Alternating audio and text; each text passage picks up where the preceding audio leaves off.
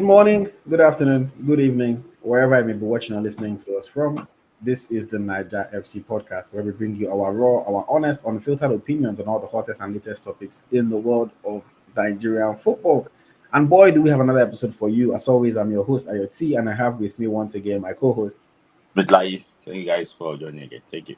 Yes, thank you very much for joining us. On today's episode, we have a number of topics to cover. We're going to talk about the review of the past weekend of action. We'll talk about Kelechi Nwakali and the whole drama that's been surrounding him and Barnsley, his football club. We'll talk about Victor Boniface. Today was supposed to be Victor Boniface joins AC Milan, but things did not go as we expected. We'll get into that in a little bit. We'll also talk about Christantus Uche, the rising Super Eagles star that is now the subject of interest from primarily England and also some hints from Italy as well. We'll talk about a Super Falcons player who, in my opinion, is about to make the biggest move of all Nigerian players this summer. And we'll get into the Super Eagles of Nigeria. The provisional list was released, 31 players potentially that might make the final cut for the World Cup qualifiers against Rwanda and South Africa. What do we think of the squad? Who do we think would make the final 23? And of course, the head coach. What's the speculation around his future? We'll get into all of that in this episode. So stick with us. Grab your glass of water, your glass of wine, your coffee, your tea, something brown, something white, depending on what you like to drink when you enjoy this podcast. If you are driving, make sure you keep your eyes on the road. But please enjoy with us. The Naija FC Podcast is live once again. Okay, let me start this by doing a review of the past weekend of action. You guys know this how I like to kick it off. In goal, Chijoke and Agboso for tournaments or Chonomorets. Unfortunately, we are really lacking in the goalkeeper position, so I don't have much to talk about. We'll get into that a little bit more when we talk about the Super Eagles squad. But yes, Chijoke and Agboso. Left back, Emmanuel Gordon kept a clean sheet for Trelleborgs. Other defenders, Igor Obu created 2 chances from defense, also won 5 goals for Slavia Prague. Buhari Ibrahim with 4 clearances and 6 goals, 1 for Elfsborg. Jordan Torunariha kept a clean sheet while winning 5 goals and making 14 clearances for Hamburg. Chidozie Awaziem, another good game for him. 3 interceptions, 4 goals, 1, 12 clearances for FC Nantes. Unfortunately, another defeat for Nantes. Uchenna Arirerizim with 2 goals and 13 goals, 1 from centre-back for Sparta Prague. Christopher Nwaize scored a goal for Milsami in Moldova. Ebelu Guche with a clean sheet for Trelleborgs. Bratusai Samuel kept a clean sheet and won 7 goals for Birmingham City. Olaino with 4 clearances and 5 goals, 1 for Nottingham Forest. And then Kingsley Ihezibue with 2 tackles and 5 goals, 1 for Udinese in Italian Serie A. Over to the midfield, Chinwendu John Nkama scored a goal and created 2 chances for Stade Uchi in Switzerland. Anthony Dennis with 2 tackles and 5 goals, 1 for Gostepe. David Moses got an assist while also winning 6 goals for Slavia Prague. Fawaz Abdullahi got 1 assist for Dynamo Minsk in Belarus. And then Peter Ademo with 1 goal for Sheriff in Moldova. And then for the forwards, Nathan Teller created 2 chances for Bayer Leverkusen, another poor result for the club. Moses Simon scored a goal, his first goal for Paris FC, but unfortunately, as soon as they subbed him off, he got slapped by Olympique Marseille. Dele Yusuf with 1 goal and 1 assist for FK Vojvodina. He's been low-key doing his thing in the Czech Republic. Alex Iwobi got an assist, a crucial assist for Fulham against Manchester United. Francis Eze with 1 goal for Ankara Kekorongucu in Turkey. Babatunde Akinshola with an assist for AVS. Chukwudi Igbokwe scored 2 goals for České Budějovice in the Czech Republic. Emeka Eze scored a goal for Korum FK in Turkey. Victor Olatunji scored his first goal for Real Salt Lake City since he made his move to the MLS. Some people, when Olatunji scored in the Europa League, was it the Europa League or Champions League this last season? Some people were already saying, Super Eagles, Super Eagles, Super Eagles. Some people might not be aware, but he made a move to the MLS. He's now playing for Real Salt Lake City in Utah, and he just scored his first goal for the club. Unfortunately, they lost the game. Bright Edomoyin scored 1 goal for Enieri Gaza in Hungary. Peter Itodo scored a goal for FC Metalist in the Ukraine, I believe. Larry Kaide was on target for Eric Spor in Turkey. Rafiu Durosimi was on target for Victoria Pilsen. Terry Murphy scored a goal 3 minutes after coming off the bench for OGC Nice. Peter Michael scored 1 goal and created 4 chances for Ironi Tiberias in Israel. Andrew Idoko scored 1 goal for Hapoel Jerusalem. Jonathan Okoronkwo scored 1 goal for Hatayspor. Fred Oyedima scored 1 goal for Wycombe Wanderers. Philip Azango with an assist for Spartak Trnava, and our star boy, Victor Osimhen, scoring his first goal of the season and creating 3 other chances for Galatasaray SK in the Turkish Super League. There is the roundup of Nigerian players. And Smith Layi, I'll throw this one to you. Who impressed you the most this past weekend? I think Alex Wobi, did everything good, in that game against Manchester United, and he actually was capped it with maybe Pandediam and Abasha. I don't know what he actually what he added to it for his recovery. He did so well in that game, and and he said something that really bothered me about Amorim towards after the game, that we knew how they're going to play. We knew how we're going to get past their midfield. So if you are a teacher and somebody already know the question you want to set, you are a failed teacher. So for me, I think Amorim needs to actually rethink his tactics, because Alex Iwobi already is showing that he can even be a very good coach. So for me, Alex Iwobi, tick all the boxes today. Yeah, last week. I mean, Iwobi was fantastic for Fulham. Ran the show, brilliant assist, but just the overall performance. I thought Calvin Bassey did quite well. He gave away the penalty. Cheap one, just holding on to his player. He's not even holding on to his player. He threw his player to the ground. It was one that divided opinion. Some people thought it was a penalty. Some people thought it wasn't a penalty. I personally felt like it wasn't the most reckless thing. But in the box, when you're not focused on the ball, you're focused on the man, and you throw the man down like that, you're always, giving the referee a decision to make. And it went against him this time. But other than that, I thought he handled Brian Mbeumo quite well. He didn't really have the opportunity to do anything. United started the game fast. Cunha had 1 or 2 early chances, and then after that, Fulham just managed the pressure well. And, football, man, football. Another season, Man U struggling again to get off the mark. As a fan, I'll take it, man. I love to see Man U tears. I love it. So I'm happy with that. But yeah, shout out to our Fulham boys, man. They did quite well, I must say. I was also happy to see Victor Osimhen get his first goal for Galatasaray this season. I was a bit upset. Somebody was coming for me because I made a tweet. I said, now I have to spend my Sunday afternoon watching Kayseri Sport play because of Victor Osimhen. And somebody was like, what do you mean? I was like, it's Kayseri Sport. I don't really want to watch them play, but I have to watch it. And at least I'm happy that he scored a goal to repay a little bit of my support. And I'm sure the other Nigerians are tuning for that match only because of Victor Osimhen. Fairly easy goal for him to score. He had another chance that he could have done better with. But when he raised the pause, Victor Osimhen has got off the mark now, and we're expecting him to keep it coming, to score the goals, and hopefully get like a 45-50 goal season, score some goals in the Champions League, and just continue to show that he's the best player by far in the Turkish Super League. So that was a good one. I also want to give a shout out to Uchenna Arirerizim, defender, scoring 2 goals and also still doing his job at the back. Good effort from him. He led his team to that victory. They won the game 3-2, so his 2 goals were very crucial, and I have to give him credit for that. I also say Ola, started the season well, had another good game for Nottingham Forest. It was an interesting affair at Nottingham Forest, a tough battle for them, but Ola did what he did. Still waiting for him to give us a little bit more attacking output, but Ola, we know what we get from him in terms of quality in defense going forward.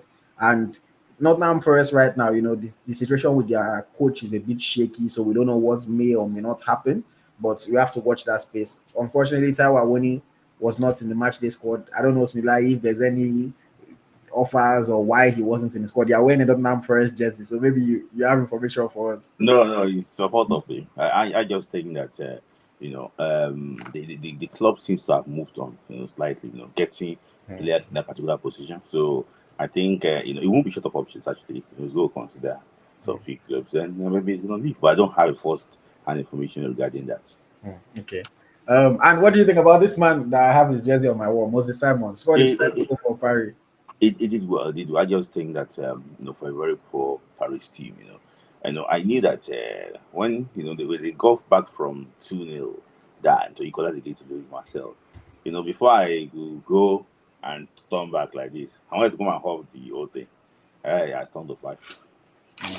So it was just, but Simon, did well. still, it's similar to his days with Nance too. A big fish in a very small pond. So just similar move. I call it a sideways, that sideways movement. It's not really, there's no progression between Nance and this. So But now he's living in Paris, so at least yeah, he's living in Paris. he's in At a least nicer city now. it's a nicer city, yeah, compared to Nance, yeah. All right, amazing. A shout out to all the Nigerian players, man. If we missed anybody, as much as we tracked over 150 matches this weekend, we're still humans, and it's possible to miss some games. Like we mentioned at the start, AyoT, Uche, and Ako are currently in action as we're recording this. They are still playing. Getafe leads 2-1. They're in stoppage time. None of our Nigerian players has really made an impact in the match, unfortunately. But we know that Uche might have his mind somewhere else. We'll talk about him in a little bit. So yes, that is that on the review of the past weekend. Make sure you follow us on Instagram at EagleStrackerNG. Follow us on Twitter at ETMediaNG, so that you see who is crowned our Nigerian Player of the Week, as well as who makes it into our Team of the Week. So make sure you follow us on social media for that one. Before I move forward quickly, let me just say a quick thank you to our supporters over here. We have Aku David says, cool shirts, bro. I don't know if he's talking to me or if he's talking to Smith Layi. If he's talking to me, thank you. I'm wearing Eagle Strikers made in Nigeria t-shirt that you can buy, you can purchase if you want yours and you want to have a cool shirt like me. It's available on our website, eaglestrackershop.com. You can also scan the QR code that is on screen now to get your made in Nigeria t-shirt produced by Eagle Stracker, and we ship to every country as long as you live on planet Earth. So thank you very much for that compliment, and make sure you guys get your t-shirts from eaglestrackershop.com. Okay, another person to thank, Njoku Michael says, love what you do, my little support. Thank you very much, Michael. All support is appreciated, however much or however little. So thank you very much. I appreciate that one. Somebody said, can we watch the show with Igbo and Shayo? I do not judge, so whatever you like to do to watch the show, hey, it's your life. As long as you're watching the show, I'm happy. I do not judge. Coach Obi said, I'm popcorn. Popcorn, yes, I can recommend popcorn. But Igbo and Shayo, that is your personal decision. I don't judge anybody. Do you? As long as you're watching the show, I'm happy. That's what my concern is. Okay. Let me see if there's any other comments I should take. A few questions, but again, just a reminder: if you want to ask us questions, accompany your question with a super chat so that we can put it on screen and we can get into the conversation. Okay, moving forward very, very quickly, Smith Layi, let's start by talking about a Nigerian player who had a lot of potential, a lot of expectations on his head, very successful at youth level, but has been the subject of a lot of media backlash, reports, comments on social media in this past week. Of course, I'm talking about Kelechi Nwakali. I did a video on our YouTube channel. If you haven't watched it, check it out after this, after you finish listening to this podcast. Just talking about his journey so far, from winning the golden ball at on the 17 level, outshining a player like Victor Osimhen, joining Arsenal, and unfortunately things have not quite gone the way it was supposed to go. The most recent reports were that he arrived late from Nigeria for preseason and then essentially was phased out of the club, and then there were some reports on social media that said he had been sacked, his contract had been terminated, which I eventually posted and other people carried it. Thankfully, he wasn't terminated. It was, the club has said yes, they want to move him on. He has also asked the club to be moved on, but his contract was not terminated. But Smith Layi, where do you stand with this whole Kelechi Nwakali situation? How do you feel about it? Do you feel like all that is happening now is his fault? Do you think he's maybe just a guy that has very bad luck? What do you think? He's a guy that he's got like a special place in the heart of Nigerians, ever since his exploit 10 years ago now, And when I ask Nigerians that we have issues with the midfield, they say that why can't we go and bring Kelechi Nwakali? They're referring to Kelechi Nwakali of 10 years ago as a schoolboy. A lot of things have moved on from 10 years, and AyoT To be sincere with you, there's a common denominator in everything here. What we are, for example, now, is it the first time we are going to hear him communicate? Uesca said that he also arrived late. And although there was issues with FC Porto, if you remember, during the Under-23 Championship in Egypt, there was issues with FC Porto. This has been like a regular thing that we hear from Kelechi Nwakali. And this is not pleasant. Let's be honest ourselves. No matter how it is, as long as you are a professional footballer, they are the one responsible for your salary, you must be 100% to behave in a professional way. AyoT, bad news spreads quickly. And if it's in Nwakali, it's like a wildfire. Because it's used to bad news. There's a lot of things that it's used to indiscipline. And this, I will say this thing here now. There was one ex-international shared his own experience about Kelechi Nwakali. That they were doing this charity game. And when he came in to the dressing room, he only went there to greet Kanawako. He ignored everybody. I'm not saying that you own them something to greet them, but it's just like they already know that this guy is not, he doesn't hold them anything, but they just have it in mind that, come on, you see a young player, you see, you're not big yet. So, but about this story spreading that he has been sacked, I don't support that. You have to investigate before you report. But AyoT, we're in the media section, that we're in the media world, that you want clickbait, you want people to come to your websites. And when they say they sack Nwakali, people will come and check. Because there's a lot of negativity attached to that because of the history. We knew when it was in 2024, when he was checking his phone, when he was losing in Portugal. A lot of things, AyoT, a lot of things. So for me, two wrongs don't make it right. So those spreading that false information about him being sacked too, I think that that is bad.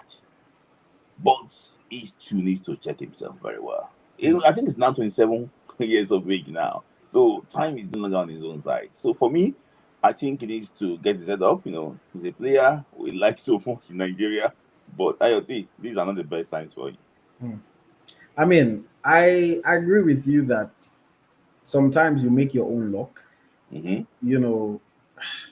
It's hard to defend if the same person keeps on being the subject of issue after issue after issue.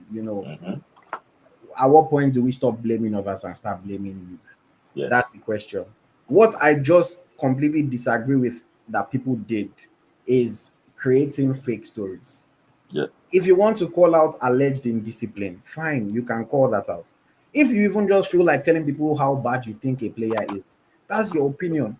But when you start to report lies as if they are facts, that's where I think it is too much and it is wrong.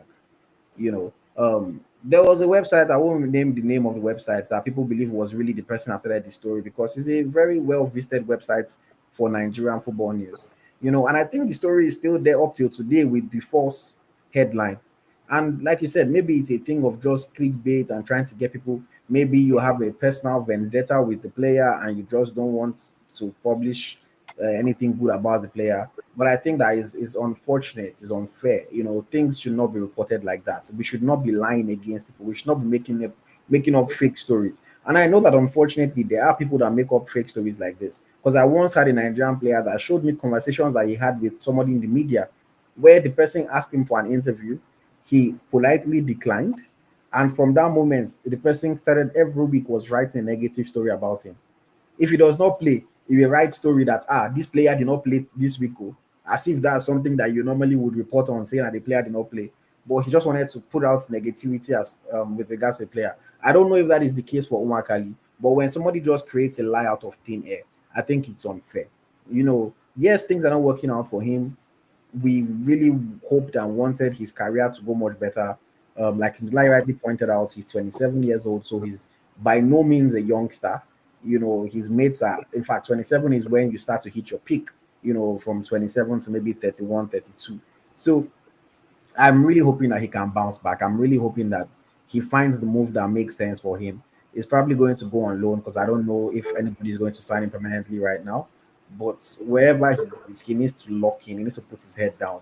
You know, the unfortunate thing with Nigeria is that when you are going through a bad moment, a lot of people see that as an opportunity to pile on top of that bad thing that is happening. And sometimes you just need to remove yourself from a situation, lock in, focus on your craft. And when things are going good, people would not be able to say anything. Even if they don't want to praise you, they wouldn't be able to say anything because things are going well. And Kelechi needs that turnaround in his career. He needs that spark. He needs that click. He needs that switch to flip, and for things to start going well. At least give us one. If you can get 1 2 years of positive play, positive news, positive stories. I'm not saying it will completely change the perception that people have of him, but at least it will get more people to be on his side and to support him a lot more with things that he does and with his career. This is a guy that I've formed a little bit of a relationship with because I'm somebody that when somebody is back against the wall, I like to be the person to come and help them come off the wall a little bit, and maybe I have that empathy for Nigerian players because I know what a lot of players have gone through to get to even these stages that they are, whether or not we think is a very high stage. So I'm rooting for him and I'm supporting him. I really wish him all the best. I hope that he's able to turn things around. And I'll be supporting from a distance. I will be for sure. But yeah, shout out to Kelechi Nwakali. Nigerian media, let us be more careful with the stories we put out. Verify, if anything, even if you think it is true, we see it many times in international reports where they will see, oh, this person has been reached out to for comment, but we did not hear back from them. Fine, at least, even if the guy doesn't reply you, you've tried to do your due diligence rather than just publishing a completely fake story. And even after the story has been confirmed to be false, you are just so stubborn that you say, no, you are going to leave the story up and you're not going to publish that it was false. That starts to feel like a personal vendetta thing versus maybe you just making an error. Because if you genuinely make an error, when you find out that it was wrong, you would come and say, okay, my apologies, it was wrong. This is the real thing. But when you don't publish the real thing and you refuse to take down the wrong thing, it starts to feel like it's more than just you trying to do your job. And that's what I don't like because this thing now makes players be looking at everybody as if everybody is like that, and it spoils the media player relationship amongst Nigerian players, and it's just something that we do not need at all. We do not need it at all. But yes, those are my thoughts on that. Anything for me, Smith Layi, before we move on? No, it's just we're supporting from this stage, like PSP was saying, but it's just that you mentioned something that is very important last time around. That if this thing becomes like a recurring decimal, you know, you have to also check yourself and realize that maybe you need to change some few things, and just be on the right standard. We saw him play for Barnsley, though that's a lower level in England in English football. It is well in some games, it did badly in some other games too. So, but he's a guy that can produce moments for you. So maybe he needs to correct some few things. Because let me tell you something, AyoT. A Nigerian 27 years of age is going towards the end of the career. That's I'm just not. I'm not. I'm not anybody's father, Smith Layi. yeah. No, I'm just saying that in Nigerian 27 in quotes. No, it's not. There's no doubt. It's just in quotes. Hmm, okay. Okay. Let's leave it there. Yeah. Okay, moving forward, let us talk about another Nigerian player who has unfortunately also received some negative comments, negative reports in the news only in the past few days, or even 2 days ago, yesterday. Very hot. Of course, I'm talking about our Super Eagle striker, Victor Oko Boniface. Things have not gone as planned for the young striker. But before we get into it, let me just make a final call to everyone that's watching on Instagram, on Facebook, on Twitter. Make sure you tune in on YouTube now. The stream is going to be ending everywhere except YouTube in the next 30 seconds. In the next 30 seconds. So please make sure you switch over, search for Eagles Tracker on YouTube. You'll see our logo. You can join the live stream, subscribe to the channel. And if you haven't already liked this video, please make sure you hit the like button now. If you want us to take a comment, if you want to ask us a question, please, please, please leave your comment with a super chat. And we appreciate you as you support. Okay, Victor Boniface. Victor Boniface. When I was initially planning the schedule for this week's conversation on the Niger FC podcast, I had it as Victor Boniface to join AC Milan. That's what I thought we're going to be talking about. When we spoke on the podcast 2 weeks ago and we said, who was the Nigerian player in the biggest club? We mentioned Samuel Chukwueze at AC Milan as Nigerian player in the biggest club. And we hinted Bayer Leverkusen as potentially the second biggest one. So when I saw that rather Boniface was going to be joining AC Milan, I said, you know what, I'll take it. He's not playing at Bayer Leverkusen. He needs a new opportunity. A historically big team, now a very average team like AC Milan comes calling. Maybe he can go there and revive himself. Maybe he can go there and help them to get back into like the Champions League, or something. But everything seemed to be going the way it was supposed to go. And then at the medical stage, AC Milan saw things apparently that they did not like, and they refused to make the deal happen. There is the potential that they wanted to go back and renegotiate with Bayer Leverkusen. That prompted the Bayer Leverkusen sporting director or chairman to come out and say that if Boniface returns to Bayer Leverkusen, then the deal is completely off. Because sometimes these clubs, maybe they see something and they say, we do not know that he has this injury history. So maybe they might want to change the terms of the loan, that if he gets injured, maybe Bayer Leverkusen will be the one covering the salary within that period. Or maybe, okay, we'll reduce the loan fee because there's potential for him to get injured. Things like that. But Bayer Leverkusen said, no, see, the player is even in a much better condition than when we got him ourselves. So you see, as you see, I'm lying to collect. If you don't want, you don't want. And ultimately, AC Milan said they do not want. So Victor Boniface has returned to Bayer Leverkusen, and we wait to see or hear the next thing for him in his career. A lot of things have happened after. But Smith Layi, before we get into all those things that happened after, let's just simply talk about the move that did not materialize. How do you feel about it? How do you feel about this potential medical that was failed by Victor Boniface? I don't know, maybe Mr. One of my brother, I don't want to mention his name. He sent his story to me when he news broke out that Victor Boniface on the verge of joining AC Milan. My reply was that I pray he's going to pass his medical. That was my reply. He said, not true. Because I knew that, the Italian hospital, if their healthcare system is very thorough, they are one of the best in the world. So that's why I was surprised when they were really ravaged by COVID. I knew that they had a very good healthcare system. So the medical is very thorough. So we check everything. So unfortunately, they checked that and they realized that they will not continue. When they were checking and rechecking, and they had to call their somebody on leave to come and check again, that there's something that they're not really sure of. I knew that they really want to actually put plug on the deal. They do want to actually continue on that. It made me feel sad because it's a guy that's been going through a lot. This year alone, there's a field move to Saudi Arabia, and also he didn't have the best of season. Towards the end of season, he didn't have the best of season, and also this field move to AC Milan is really, really bad, in my opinion. So it's just to talk to him about make sure he's mentally sound. It made me feel sad because no matter how you criticize Victor Boniface, but when Nigeria is struggling at this moment, the player will need our support, and that's the most important thing for now. Yeah, the player needs our support. And speaking of support that the player potentially needs, support is not what he got from most Nigerians on social media and on traditional media as well. Mm-hmm. It's very interesting how a lot of Nigerians make false equivalences, I must say. We've seen it in the past with people like Iwobi. If Iwobi has a game that people are not pleased with, they'll start talking about it's because he's doing dada. And you'll be wondering that how did this dada affect the game that he's playing? And now Victor Boniface, his move to Milan was called off because of concerns that they have with his knee. And then people on social media say, he's too available.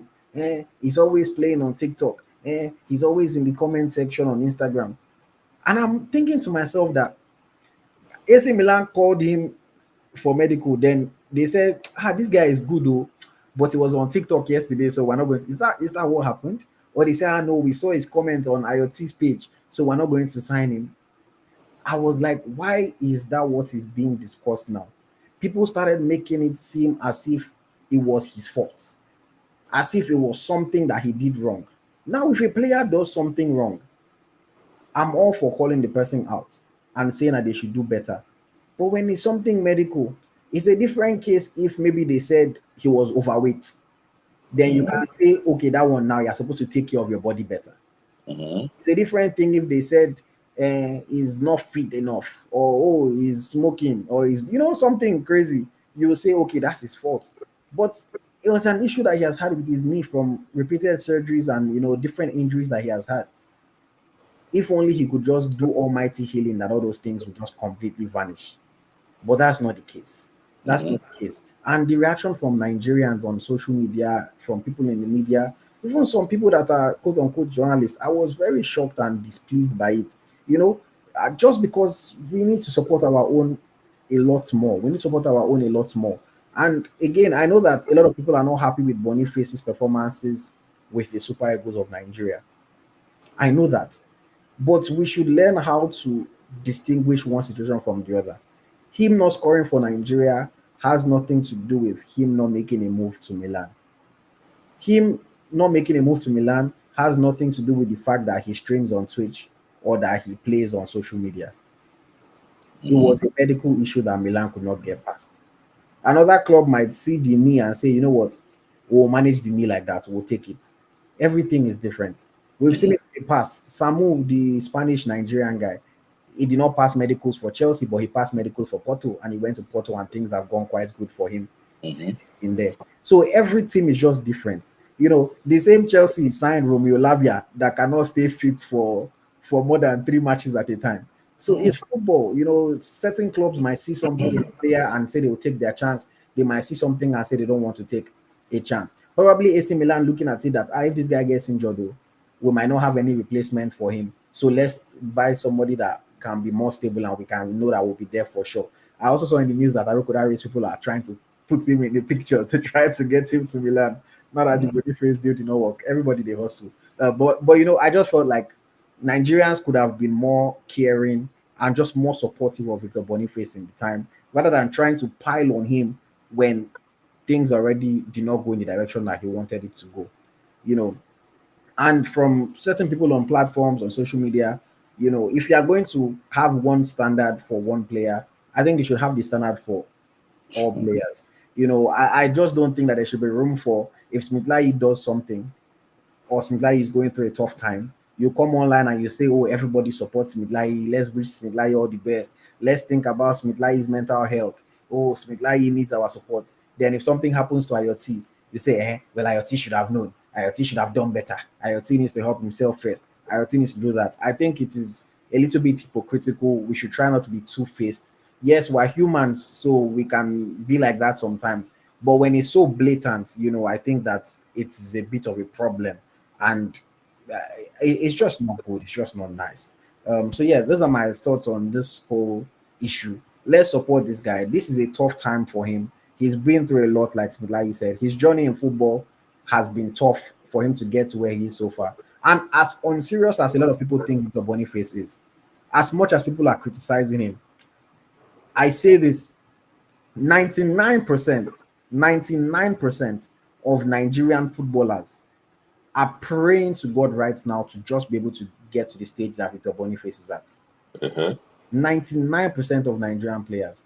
We get all enamored and excited about the big names, and we know Victor Osimhen, he will be. Look, man, most of our players have not smelt even Belgium, not to talk of going to Germany and winning a league title and being one of the best players on the team and getting to a Europa League final.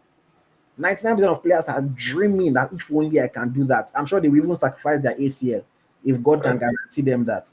And a player that is doing that because things are not going well for him at the moment, we now want to take it upon ourselves as a time and as an opportunity to just bash him and bring him down. I think it is quite unfair. I think so. I think we can do better. Smigla, over to you, your thoughts. Yes, no, IoT. One thing they have to know is that life is not even fair. So if you think that you want to get love from everybody, I don't think that. I think you are being delusional. Not everybody will like you. And as a public figure, people can make comments about you. It's left for you to know how to handle it. Messi, one of the greatest players ever kicked the ball, this football in the world. He was very unpopular. People rain curses on Lionel Messi. Even when he was crying, people made caricature cartoon look when he was crying during the Copa America disaster against Chile. Yeah. People abused him. So life is not fair. So if you want to go at everybody that talks about you, you run mad. See, let me tell you something. This YouTube, I only have like 7,800 people. The abuse I get, I wake up like this. The abuse I get on a daily basis, would I want to go after them, all of them? I'll just say thanks for watching. My brother, God bless you. Thanks for watching. Life is not fair. He needs to know that. AyoT, I've seen your comment that people will come after you and blast you. What will you say? Sometimes you engage, you leave them. Because sometimes they don't even worth your time. So, in my own opinion, if he's looking for where to get love, he should look forward though. Life is not fair. Life is not fair. So if you say you want to, for me now, I have a favorite player. He's Super Eagle. And if you say I should like one person than the other one, the only person I would like is if you are doing well for Super Eagles. He's not doing well for Super Eagles. So he cannot say we should love him for not doing well. No. If you want to end the love, you must, just like Nwakali, he saves penalty. Even no matter the mistake he made, he don't get money for bank in Nigeria. So AyoT, life is not fair. If he's looking for love, Nigeria will not give him love. He should go to Saudi Arabia for love. I'm just saying that, but on a lighter note. So I just think that's why I'm just trying to look at it different way. That some people, they don't care about it. So people that don't care about you, will you care about them? So just chill. That's it. And if you care about them, abuse them too. They will abuse you. Then it's go with it for that. That is my AyoT. Okay. Someone asked a question in environment. He said, but do we agree that he can do better with handling his communication on the net, specifically the Fabrizio case and the Instagram story that prompted it? And I'll say thank you for that question, because this is something that I've spoken about in the past and I will speak about again. I 100% agree that he should have done better with his communication there. While I am not particularly on Smith Layi's side in this conversation, I do think that when you are in the public eye, when you are a public figure, you have to be careful with what you put out on the internet, because people are going to pick everything that you say and read meaning into it. If you just post a picture of a black screen, some people will start asking, is he angry at his club? Is he upset? Is he depressed? Did something happen? So you have to be careful with what you put out there. And being reactionary sometimes does you more harm than good. It does you more harm than good. So that one, I think, he also needs to recognize the fact that, yes, you have Victor Boniface, so you are from, you started from Ibadan, or Akure, sorry, from Akure. And now you are Akure. Yeah, Akure, and now you're a global star. Yeah. But the reality of it is that it's not only people in Akure that are reading your messages now. It's not only people in Nigeria that are reading your posts. It's the international world. You've also been the subject of an international transfer that was being reported by the most popular transfer journalist in the world. And the deal did not happen, which is not something that happens that often, that the deal gets cancelled because of a medical issue. So a lot of people are paying attention to you. When you put out a statement, yes, I know he was speaking pidgin, and in his mind, he would have probably thought Nigerians will know what he's saying. But you have to realize it's not just the Nigerians that are watching. The Nigerians are watching, the Germans are watching, the Italians are watching, and probably a lot of people from the rest of the world are watching as well. So that was a big careless from him, because immediately Fabrizio misinterpreted what he meant, and then he now took a screenshot of his conversation with Fabrizio and posted it on social media, thinking that was going to solve and try to clear the air. But that only created more stories and more people just saying, look at him. Why is he leaking his chat with Fabrizio? And it's just something that I should be more careful about. Again, this is part of the reason why I encourage people to have somebody like me on their team that can help them with their branding and with their PR and things like that. Because if that's a player that I work with and the player wants to say something, or even if they say something, I'll immediately tell them, don't say it like this. If you want to say something, if you must say this is how you should say it, or in this specific situation, just leave it alone. Let it die out because people are going to talk regardless of what happens. So I do think that he could and should have done better in that specific situation. I 100% think so. But I'm sure that he has learned his lesson now. I chatted with him yesterday. I chatted with him briefly again today. You know, I'm sure that he has understood why he should not have reacted the way he reacted. Of course, he immediately took down the posts, everything. But even if you post something for 3 seconds, people have screenshotted it, Mm-hmm. people have captured it. You cannot wipe it off the internet. So you Mm-hmm. have to be very intentional about what you put out because everybody is paying attention to every little thing that you do. And Mm-hmm. with your Boniface, I know you want to just be this Nigerian boy from Akure that is living life and enjoying himself, but you are not just that guy. That's the reality. You are not just that guy from Akure. You are now an international football player, and Mm-hmm. you have eyes on you. Whether you like it or you do not like it, you have millions of eyes on you. So please be intentional. But from me, I'm hoping that everything gets resolved for him. I'm hoping that he's able to land on his feet. Mm-hmm. Life works in different ways. Everybody is running a different race. Everybody's path to the top is different. Everybody's journey is going to take a different path. But Mm-hmm. at the end of the day, as long as you lock in, you stay focused. Like Smith said, if you're looking for love, look forward. You have your family, The you have church you have your close associates. or anywhere. Look at the people that really, really care about you because last in this football world, it's fickle. They love you today because of what you are giving them. Once you stop giving it to them, they move on to somebody else. That is the football world, man. Football fans, they be like a share one. I always talk with that. So that's something that Victor Boniface should just know. Smilai, any final word from you on this No, Boniface? you should take it easy. And sometimes your friend today can be your enemy tomorrow. That's how life works. And Mm. so your enemy today can be your friend tomorrow because he came to say some unprintable words against somebody on the show yesterday, which I think that is over the board. Honestly, try and think that your story, you did this thing for that. I know that it's a meltdown, from that disappointment and everything, but somebody recorded that conversation. Somebody somewhere, yes, we Somebody are. already got the screenshot of everything. Will you change that this is not you again? You Mm. should think deeply before you put out any information, like you rightly said. See, I don't know why people, there's one adage in my town. He said that what you are looking for in Shokoto is in your Shokoto. Shokoto means your trouser. Mm. Somebody is chatting you, checking on you a day, yesterday, today. Hand over your social media to AyoT. He will do a very good job if you are listening to me, honestly. Boniface needs to stop using his social media, honestly. Just give you instructions of what to actually want to post. Let me tell you something, There is something called the rush of blood.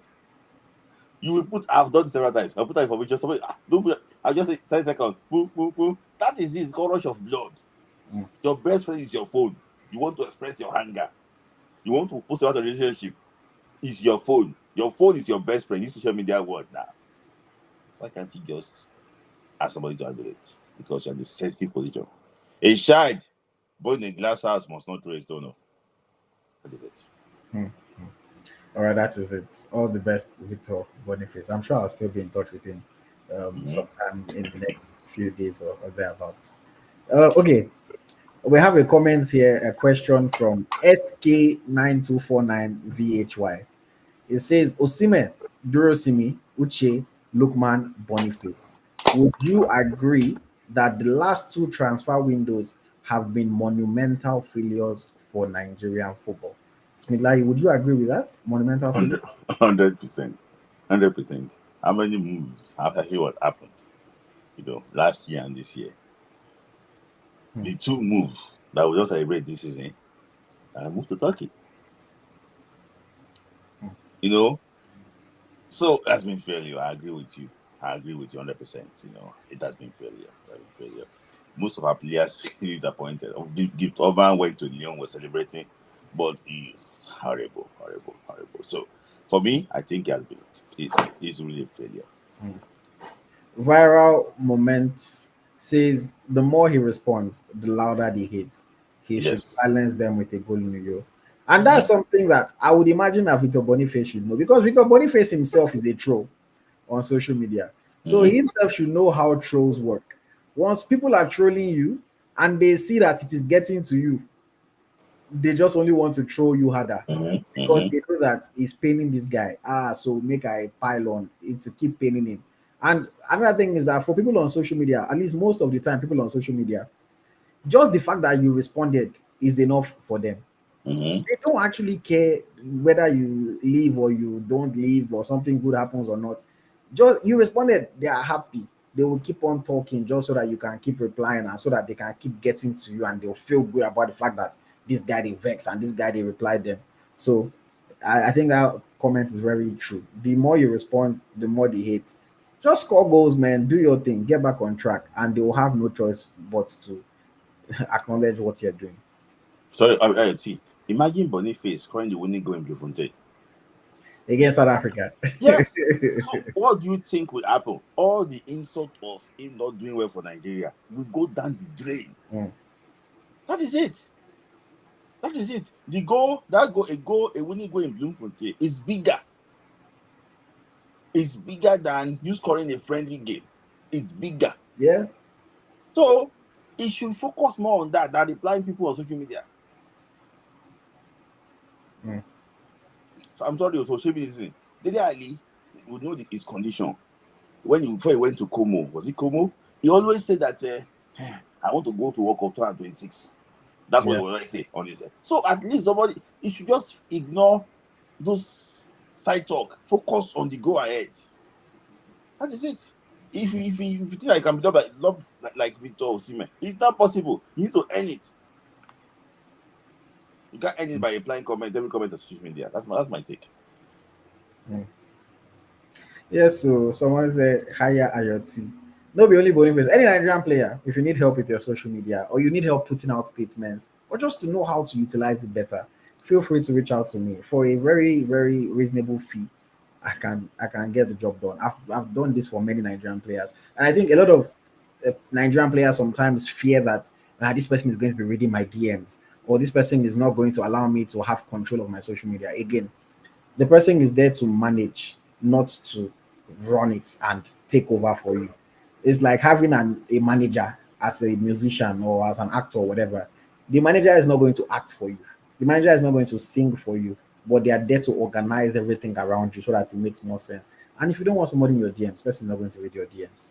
And that's why at the end of the day, you sign a non-disclosure agreement so that even if they read your DMs or anything they see there, they don't fit talk them outside. If they talk them outside, you carry them, go court, you drain their bank accounts. So there's many ways to get around all these things. You know, Nigerian players, 2025, we need to be more professional about these things. We need to be more professional. Do the right things, especially if you are a relatively big player with the resources. Get the right people around you.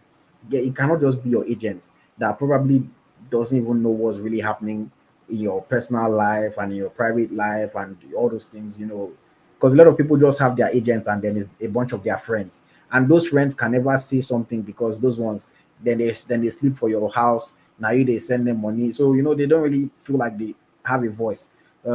Again, I hate to throw back to Victor Osimhen's rant on social media, but remember that time when he was even ranting, the people that were trying to talk to him, see the way he was talking back to them. You can tell that in his eyes, he can't be like, say, who be these ones where they tell me, man, I don't do this thing. You know, so you need to get people that you can actually listen to and that are not scared of talking to you and telling you when they think you're doing something wrong. And you find a trustworthy person and everything will work great. I've managed over 10 different social media accounts for different players, and not one can ever come and say, oh, I did something wrong, or I used their social media in the wrong way, or they did not trust me, because they know that I'm looking out for them. It's in their best interest, you know. And the proof is in the pudding. You can see the growth, you can see the professionalism in everything that they put out and everything that they do. Enough of plugging myself. Let's move forward. Let us move forward. Another reminder to like the video. Please hit the like button. Lots of people watching, lots of people haven't liked. So please take a moment now, take 30 seconds to make sure you hit the like button. Support the channel. It's a way that you can support us. And of course, if you want to leave us a super chat, we'll be very grateful for that.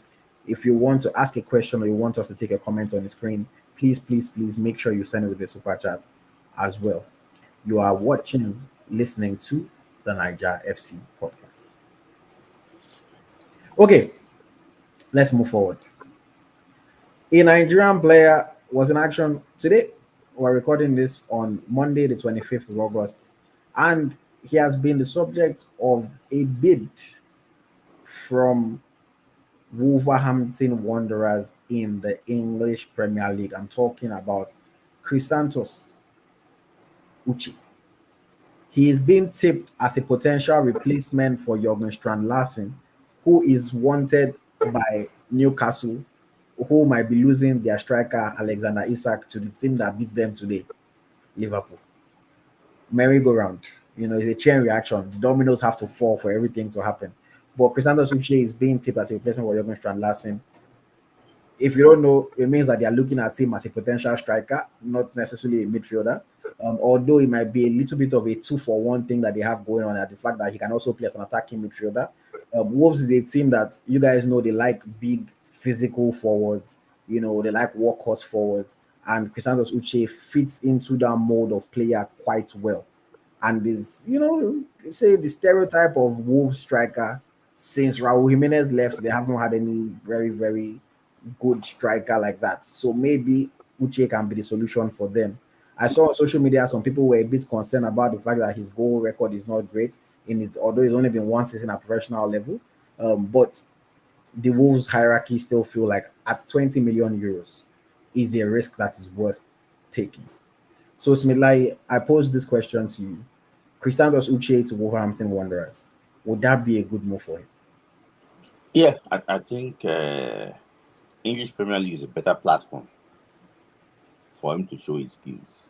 Then if he can perform well in Wolves, we all know the reward of doing well in the Premier League. Look at Rennie Bimo. Look at Mohamed Kudus. Look at how they actually got their move for performing so well in the Premier League. For me, I think it's a better platform for him to show himself, better money. I think they will be on a better salary, than Getafe. And also talking about Wolves. In fact, these Wolves, they can sell their soul. Honestly, you don't know the one just sold Cunha to Man U. He can sell their soul. On a lighter note, I just think that it's a good move for him. And for me, I prefer him going to Wolves than going to AC Milan. AC Milan is a similar, with due respect, so a little bit above Getafe, a little bit above. If you look at AC Milan now, no direction. So I think I prefer him to show himself more in the Premier League better, because showing yourself in the Serie A now amongst the not IOC. In fact, you go and check all these Chelsea they get. Where are they going to? AC Milan in the last Serie A. That is it now. So let him prove himself, then he can actually get a better move in the English Premier League. Wolves. And Wolves is not the only one interested though. West Ham too. They're looking for a player similar to Mikel Antonio. That's a bullish forward that can run ragged. They are similar in style sometimes, So West Ham are also looking for a player in the mood of Antonio. That's why they want to sign Uche. And also Aston Villa. But I don't think Aston Villa is going that direction. Someone said Wolves might get relegated. I'm just here to remind you that Wolves finished with the same number of points as Manchester United in the last season. So even Man U, where are Man U in the table right now? So even Man U self can get relegated. The way things have been going, who knows? Anything can happen. It's football. But I also think that Wolves would be a very interesting move. I know Nigerians always like to say relegation possibility, this one, that one. Let's be realistic with ourselves. Getafe is not a top team by any stretch, imagination. Getafe too is a team that have always going to the season with relegation possibilities. That's the truth. It's just that today they faced a worse Sevilla side, but they always go into the season with relegation possibilities. And he has been playing as a striker since he joined Getafe. I know somebody in the chat here is saying he's not a striker, he's a midfielder. Like I've been trying to explain to people, he might be a midfielder, but his professional resume is as a striker. It can't be like, say, you go school, you study medicine, but then the only work you've done is as an accountant or as a receptionist. Then you now go and say that you want one of the top hospitals in the world to hire you as a doctor. it does not matter that you read medicine. If you want to start working as a medical doctor, you go first start from small before you Mm-hmm. find your way and get into that top company. So his Yeah. professional resume is as a striker most 90% of the time. So that's what people are going to be assessing him based on. And I don't know why Nigerians find that hard or so difficult to accept. But that is his situation. If he sees a coach that maybe is looking for a midfielder that has the quality that Uche has, then maybe he can get a chance to shine at, to try and play as a midfielder. But it is also unlikely that that will be a top team that will give him that opportunity, even if he were to go Yeah. and play midfield. Real Madrid, Man City, Chelsea, Arsenal, all those Bayern, they're not going to sign a player that has only had one professional season, played as a striker, and say, okay, come and be our midfielder. They'll rather spend 40, 50 million and sign someone that has played 5 years and they know that, okay, they know exactly what they are going to get from this guy. And the way it is looking, the Getafe coach does not look like he's going to start playing him in midfield anytime soon. It Mm-hmm. doesn't look like it. It seems like to him, this is working, and if it ain't broke, why fix it? Yeah. So I think people need to kind of accept the reality that that might be his new position. Is maybe similar to when Osai Samuel first became a defender. Some people don't want to accept it, but now we realize that he's a defender. When Victor Moses became a wing back, it was first like, but Moses is our, winger. Sometimes you might have to accept these things. Mm-hmm. Again, this is only his second season, so things can still change. But as of today, let us accept the fact that he's a forward. You can tell me a million times what you believe his natural position is. Mm-hmm. Even Bruno Yemechi, his natural position at number 10, when they play now left back. Mm-hmm. So these things change all the time. It was one coach one that told him to go and play defense, and he never went forward again. Mm. These things happen. So maybe this Getafe coach has changed Uche's position. No matter whether I want to accept or not, it might be the Mm-hmm. case. Yeah. Look at what's this Arsenal boy's name? Louis Kelly. He wasn't originally a left back, Mm-hmm. but now left back way if you want play now, where and go play today. Yes. So coaches change players' positions all the time. And I think it's high time we accepted that his position might have changed.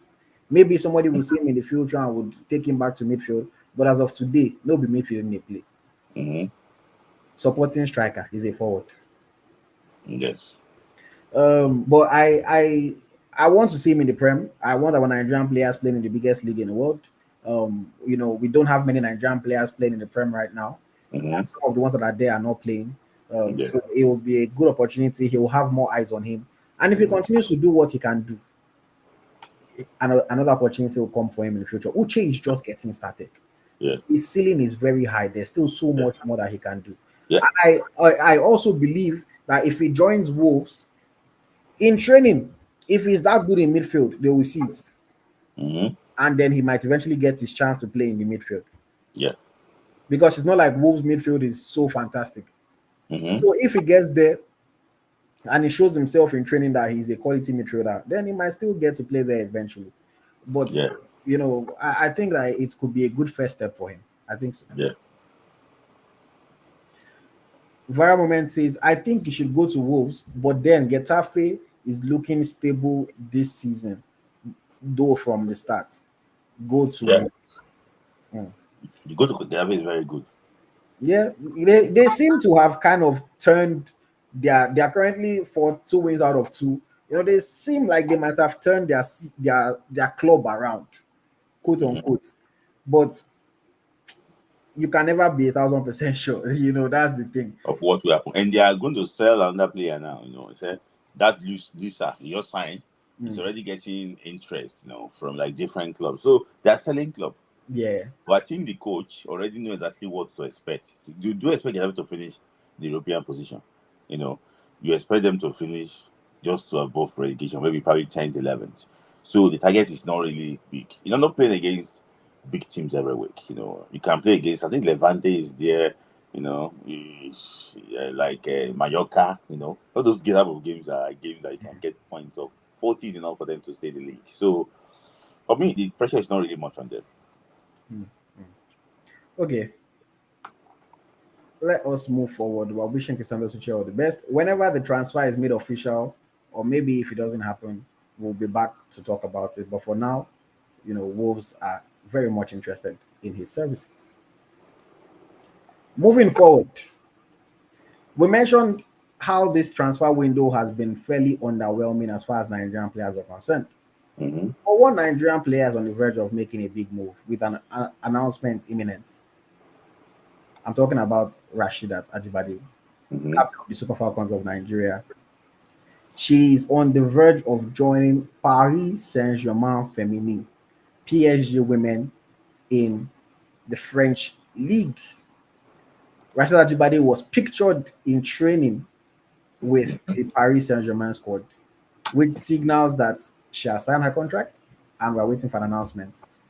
PSG themselves posted pictures from their training, and some eagle-eyed people spotted Rashidat in one of the pictures. If you Mm-hmm. see this picture that is on the screen, Uh-huh. you see the blue hair stands out. Mm-hmm. They posted this picture on their website of their training, and I Okay. guess the person that was making the post did not look at it properly. Uh-huh. Where you can see her blue hair, and then Yeah. people said, Ajibade is there. Based on what I'm hearing, announcements very, very, based very, based on the horse's mouth. very soon. The horse's mouth. Announcements will be made very, very, very, very soon. Yeah. And I'll give an exclusive here. She's going to be wearing the number 10 jersey for PSG. Okay. So it is going to be, a big move. I think it is the biggest move that any Nigerian player will be making this summer. I'm excited for her. This is a Super Falcons player of the tournament at the WAFCON. This is a player that, has been nominated for a CAF Player of the Year award in the past, probably Uh-huh. going to be nominated again for the next one. And she has so much potential. She has such a bright future Okay. ahead of her. This is a move where she can compete for titles season after season, win the French league, compete in the UEFA Women's Champions League. And this is the level that we want to see Nigerian players playing at. We're talking about our players, see the clubs that we're calling for them. But for our female players, we're talking about PSG. Of course, she's going to be teaming up with Jennifer Oninye Echegini. And hopefully that Nigerian duo can make an impact. Echegini is a fantastic player. Ajibade is a fantastic player. PSG have been crying for some attacking firepower, and hopefully that's what Rashidat can give them. Maybe she gives us 10 goals, 10 assists in the season, good numbers. But it's going to be interesting, man. And shout out to all our people that are in Europe. If you can find your way to Paris, go and watch a game, go and support our players. I think those are definitely the two players in the biggest club, Paris Saint-Germain, of all our Nigerian players. So it's fantastic. It's fantastic. I'm really happy about that. But yeah, Smith Layi, what are your thoughts on Rashidat Ajibade joining Paris Saint Germain? Yeah, I'm happy. It's a player that she already paid her dues for Nigeria. She's always on the shadows of Oshuala, in the past, but now she's the star of that team now. And moving to PSG, that that they'll be competing, in Europe, it's actually what a very good move. And for Super Falcons, I think the chemistry, there's going to be more chemistry between Jennifer and actually what and Rash, we're going to be training together on a daily basis, in PSG. So I think it's a good move. It's a good move for her, and really, really happy, Thank God that she ignored the dollars from Saudi Arabia, as I was saying. Yeah. Yeah. She had offers from Saudi, she had offers from the USA, she had from England, she had from everywhere. Brighton even sent people to the WAFCON to go and convince her, Everton had wanted her, some teams in Italy had wanted her, the USA wanted her as well. It was she was a hot free agent. But Uh-huh. she finally decided she took a chance on herself. She didn't sign before going to the WAFCON. She Uh-huh. delivered at the WAFCON, and she Yeah. came back and she said, "Okay, now you better change the terms of this agreement." And they Yeah. had no choice. They wanted her so badly. They had to give her what she wanted, and now she's going to be playing. It's going to be a 2-year deal with the Mm-hmm. option of a third year, and hopefully, it's going to be a fantastic 2 years plus Mm-hmm. with Paris Saint Germain. But I'm really really happy for her. You guys know that I work closely with Rashidat Ajibade, and there's going to be other positive news about Rashidat that you guys will see, other announcements to be made, and both on the field and off the field. she's in a good time in her career. Positive things are happening for her. And I'm just wishing her all the best, man. I chatted with her earlier today as well. Wishing her all the best. She's already straight at work after getting to France. She literally just got her visa, flew to France, no time to waste, started working with the team. She's excited and she's raring to go. And yeah, looking forward to the season that she's going to have. It's potential to be a big year. Potential to be a big year. But yeah, that's Mhm. Rashidat Ajibade. Yeah. Okay, we are nearing the end of tonight's show. But let us get into national team talk. Of course, the Super Eagles of Nigeria will be in action next month in less than 2 weeks. First 10 game, days. 10 days. First game is going to be against Rwanda in Uyo, Mhm. and then the second game will be playing in Bloemfontein against Bafana of South Africa. Coach Eric Chelle released his 31-man provisional squad list for the game. Let's take a look at that list and see who's on it. Goalkeepers, we have Stanley Nwakali, we have Amos Obasoge, Adebayo Adeleye, and Ebenezer Harcourt, a first call-up for Ebenezer Harcourt. Defenders, William Troost-Ekong, Calvin Bassey, Ola Aina, Bratsai Samuel, Bruno Yemechi, Igor Obu, Chidozie Awaziem, Felix Agu, and Benjamin Fredericks. Midfielders, Alex Iwobi, Frank Onyeka, Al-Hassan Yusuf, Wilfred Ndidi, Fisayo Dele Bashiru, Rafael Oyindika, and Christantus Uche. For the forwards, Ademola Lookman, Samuel Chukwueze, Victor Osimhen, Moses Simon, Victor Boniface, Nathan Teller, Cyril Dessers, Sadiq Umar, Tolu Alashe Arukudare, Terem Murphy, and Akor Adams. The names that jump at you when you read this, of course, I mentioned Ebenezer Harcourt, first time call up for the goalkeeper, or first time provisional list. He hasn't been officially called up yet. We have Akor Adams, who, of course, will be making a debut appearance in the Super Eagles should he finally make the cut. We also have the return of Chidozie Awaziem. We have another inclusion of Benjamin Frederick, and Sadiq Umar surprised some people as well. Smilai, when you saw this original list, how did you feel? Do you think the coach got it right? Do you think maybe he should have selected some other players? What are your thoughts on the original list? I think it's a fair list. There's no perfect list anywhere, but looking at this list, it's actually what a fair list. And I think that you have to scratch your head to see any player you can actually bring to this team again and say, okay, well, this guy is missing and things like that. So there are question mark about some call-ups that you actually mentioned that initially. But for me, with due respect and in all honesty, I think that this is a fair list. I have to be honest with that. Yes. Some of the biggest names that maybe I'm missing from this list would be Kelechi Nwakali, Ahmed Musa, Paul Onwachu, Joe Aribo, Taiwo Awoni. Awoni, you can understand, is not playing. Onwachu is playing for Trabzonspor this season, but he was not chosen. Sadiq Umar was chosen instead. On maybe raised a few eyebrows, considering the fact that Sadiq Umar is still trying to find a solution for himself. As doesn't seem to be part of the Real Sociedad plan. Leon Balogun, maybe some people have been calling for his inclusion, but Balogun was not considered for selection this time around. Kelechi Nwakali still finding a solution for himself, but he was called up in the past even when he was struggling. So I'm guessing some people would have expected that they would still keep him in the side and call him up.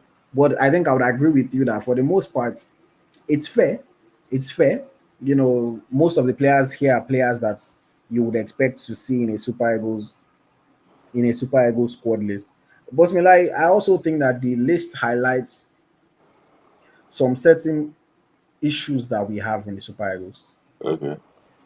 Goalkeepers: Stanley Nwakali, Chippa United; Amaso Basoge, Singida Black Stars; Adebayo Adeleye, MPS Volos in Greece; Ebenezer Harcourt, Sporting Lagos. To me, this just reads as Nigeria has a goalkeeper problem. Yeah. Ebenezer Harcourt, if not that we don't have goalkeepers, there is no reason why he should be coming close to this list. Yes.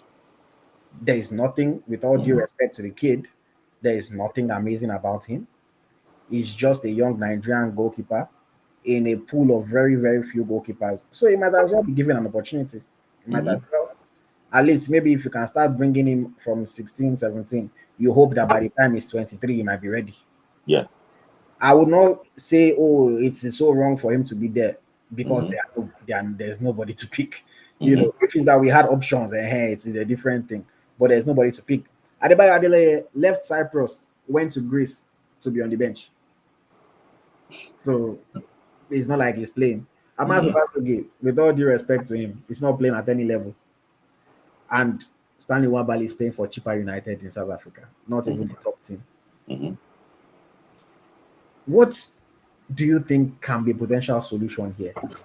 You know, and this is a big indictment on the MPFL that the coach will leave the 20 goalkeepers that are Nigerians, 19 goalkeepers that are Nigerians in the MPFL and go for somebody in NNL.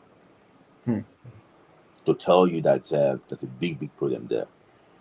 You know, Mustafa Lawa is the best goalkeeper, arguably, in the MPFL of Shooting Stars. But every 20 minutes, there's this rush of blood in his head. Every 20-something minutes. Yes. You see, his head will do like this. He will make mistake. So, you know, it's a big indictment. And those are the advocates of the MPFL. I wanted to come out now and defend this thing. For them to bring the evidence that alcohol, that shows them that there's nothing in the MPFL.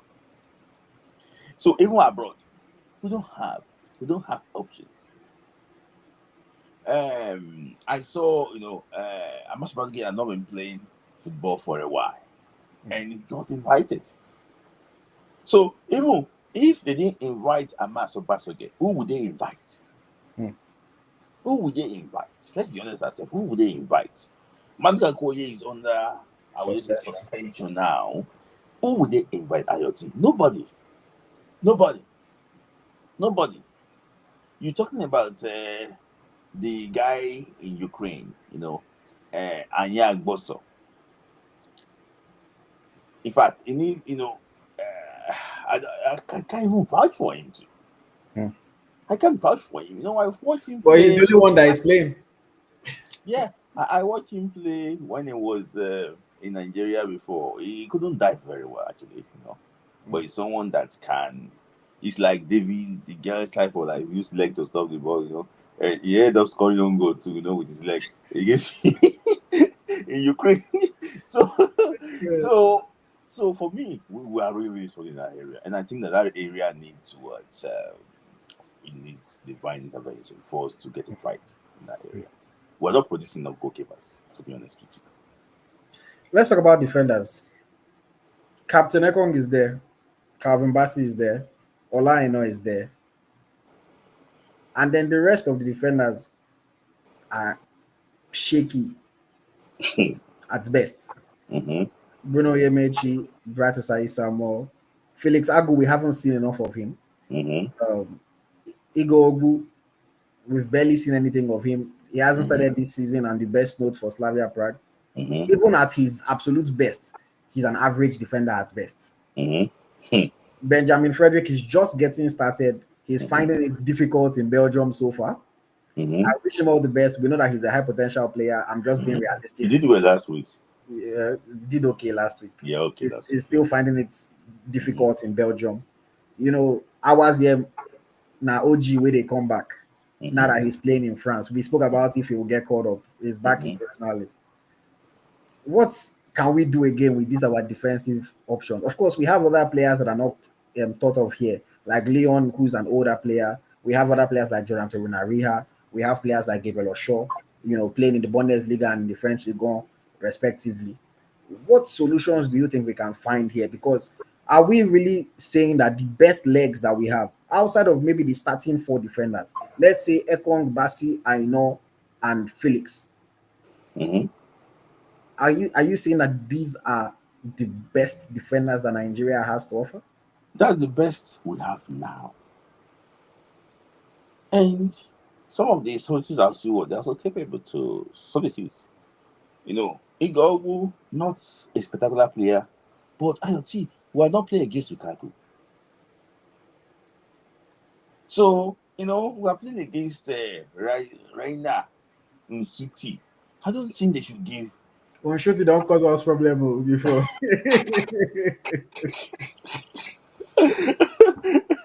I don't think they should give us a headache.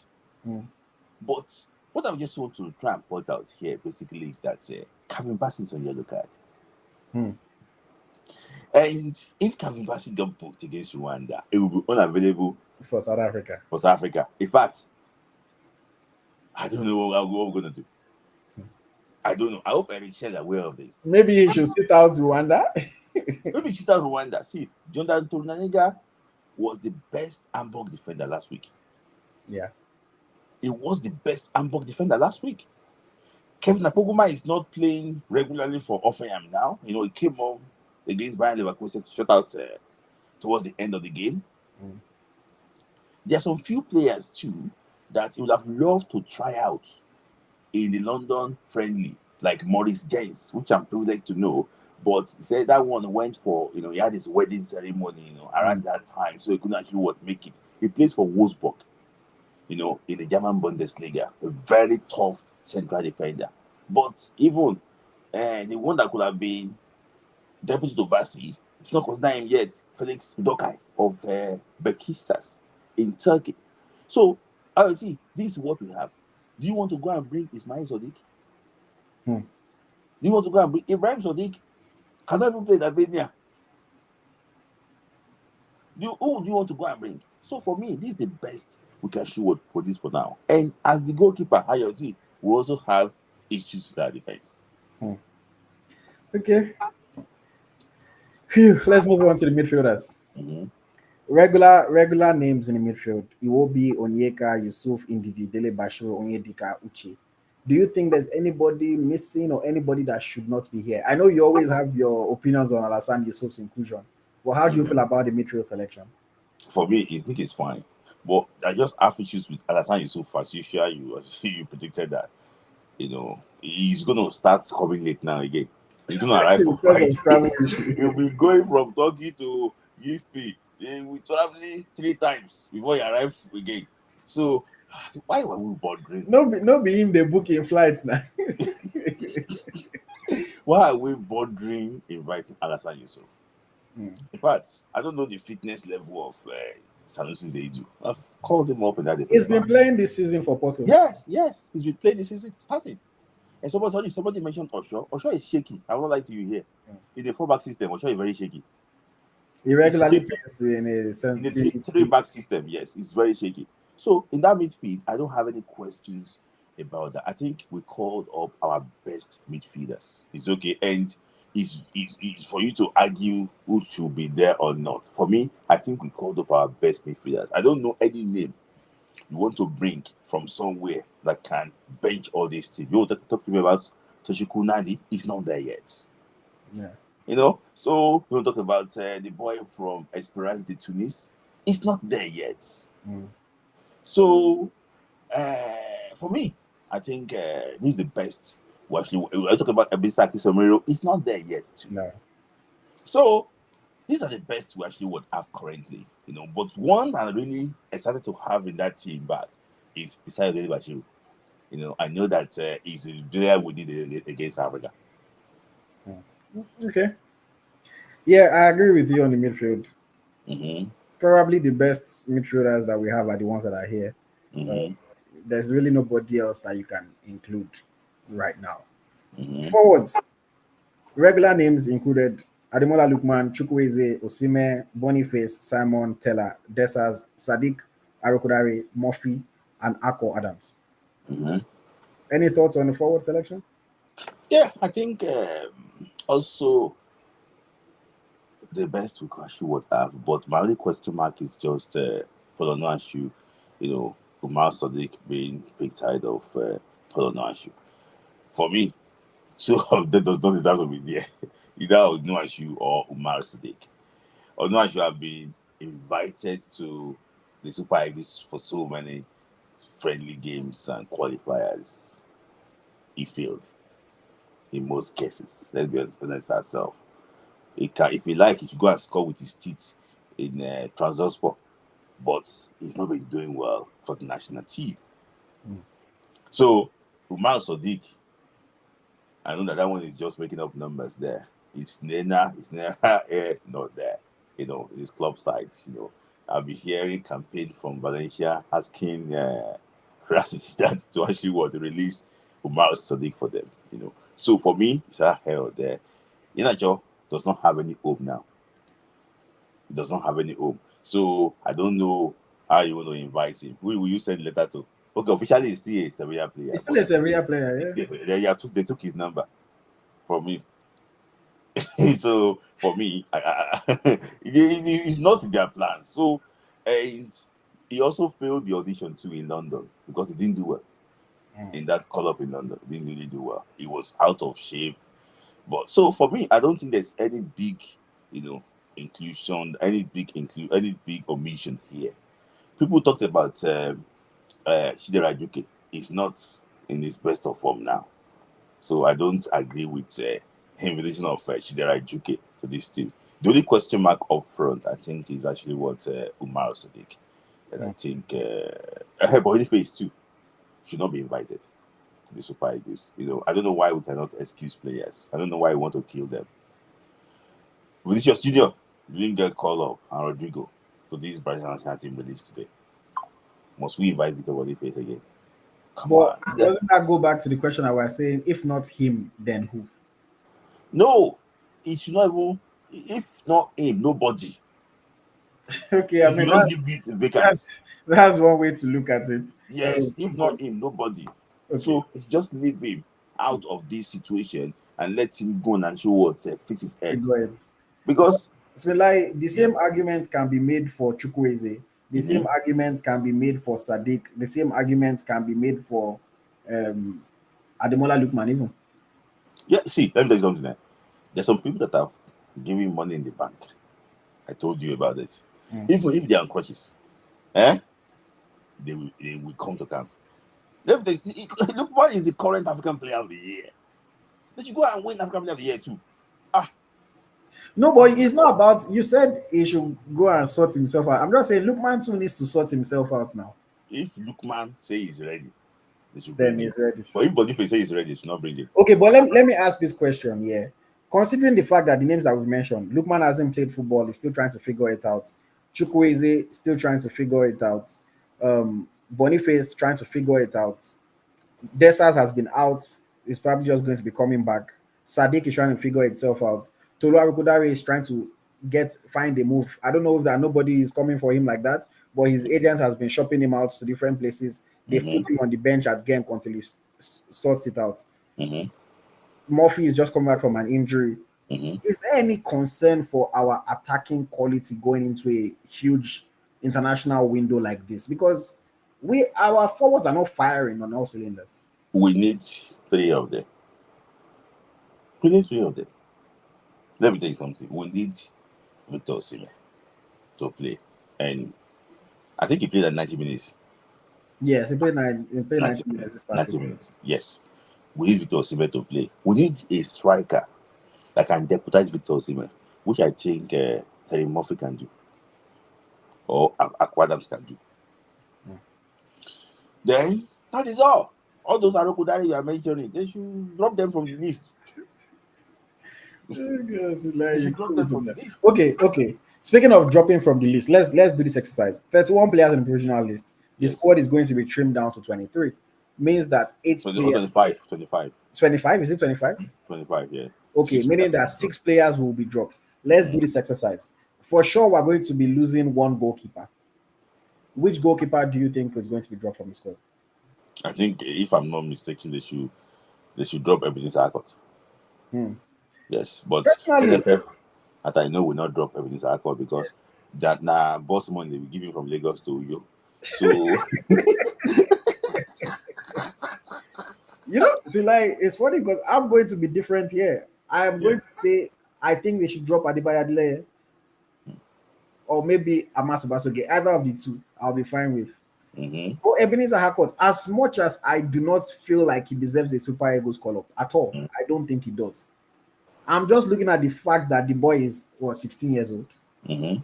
We don't have goalkeepers. Mm-hmm. So if maybe they start integrating him from now, Mm-hmm.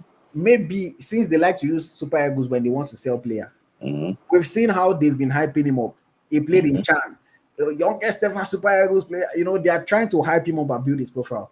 Mm-hmm. This is the one time that I support because we don't have goalkeepers. Let him go get called up. By the time he's 18, somebody in Europe should have signed him by then, Mm-hmm. so that he can go to Europe and develop. Mm-hmm. And then hopefully he can become a reliable player for us in the future. Mm-hmm. Because if the boy stays in Nigeria and starts playing NPFL, he don't debut that, or he don't finish. But can you respect my point on that? You know, Okay. as much as I like Ebenezer Abbott, see, AyoT is not a fantastic goalkeeper. I agree. Me and I It's just not. look. It's not a fantastic. It's just his age that I'm looking at. Yes, let me tell you something there. Sometimes when we call up players for them to come and watch and everything, when they call Akinkunmi Amao and the shifts were that we got injury, do we have the confidence to bring him on? See, if they still want to bring goalkeeper on, they still bring Adebayo Adeleye. It was in goal against Sierra Leone in a crucial AFCON qualifier under Jose Pacero. It was in goal and he did reasonably well. Amaso Basoge has been in and around the national team. He has kept Continental. Ebenezer Akot, there's under 20 World Cup towards the end of the month. Ebenezer Akot should go and focus on that on the 20 World Cup. And he should leave the Super Eagles camp. That is me. See, I see where you're coming. I see where you're coming from as well. I will say that. I see where you're coming from. You know, he still has time. He's 16 now. If he plays on a 20, if he does well, he can still maybe get into the Super Eagles in the future. And I understand completely when you say we need somebody that if something happens, knock on wood, nothing happens. Can we trust that person to come on? Because if something happens and the coach says he's subbing Ebenezer Hackett on, I will just start saying my prayers to my heavenly Father because I will not be sure. Adeleye, at least though, I will have some. Okay, he's a professional, so let me have some expectation. So I understand what you're saying. Is it Akot that will command Basi? I am just looking at it that this can help them sell him so that they can sell him. He can go and develop. Maybe to even if he's a Sweden or Norway or see, you know that Ebenezer Akot cost us Wafubi championship. He went to judge the ball. He called the air. I agree that the boy is not all that. We compensate people for failure. That is the problem we have. There's some players better than him at that level. There's one boy called Clinton Ezike of Bayelsa United, better than him. But we like to compensate people for failure. So Smith Layi, why is he the golden child? Why is he the one that they've now selected? You know how it works. AyoT is not golden anywhere. You know how it works, AyoT. How players are selected to the national team. When you keep on mentioning 16, it's giving me a headache. I don't want to talk because something is wanted to come out of my mouth. And I'm just putting myself. I don't want to say anything. So I will keep moving, please. Look, the age that I see online is the age that I go. Yes. That's why I'm mute. I will not say anything. Okay. Yeah. Okay, that's goalkeeper. Defenders, which defenders would you remove from this squad? For me, people might think that I'm crazy. I'm going to remove Benjamin Fredericks. And I have my reasons for that. See, you know, it's a qualifier. It's a different ball game entirely. And you know, at this level, I was going between Igor Ogu or Benjamin Fredericks. Hamad is telling me that he's going with Fredericks actually will go out of this team. So yeah, I think so. The height is not really on his side. You know, that's why he cannot play as a centre back, you know, even in Belgium, you know. And also, though he's taller than South African defender, so but I just think that it's Fredericks. But you know, it's also important to I just think it's Fredericks. Only him? I think it's Frederick. I think you need four center defenders to prosecute those two games. So I think Benjamin Fredericks. I think second Kevin Bassi, Igor Ogu, And and Awazem. So, remove Awazem. so you are going to keep all the fullbacks. I know Bright, I know Bright, and Felix, four fullbacks. Yes. But the coach can want to keep Fredericks and try and remove somebody, maybe Bruno. But I don't think he will remove Bruno.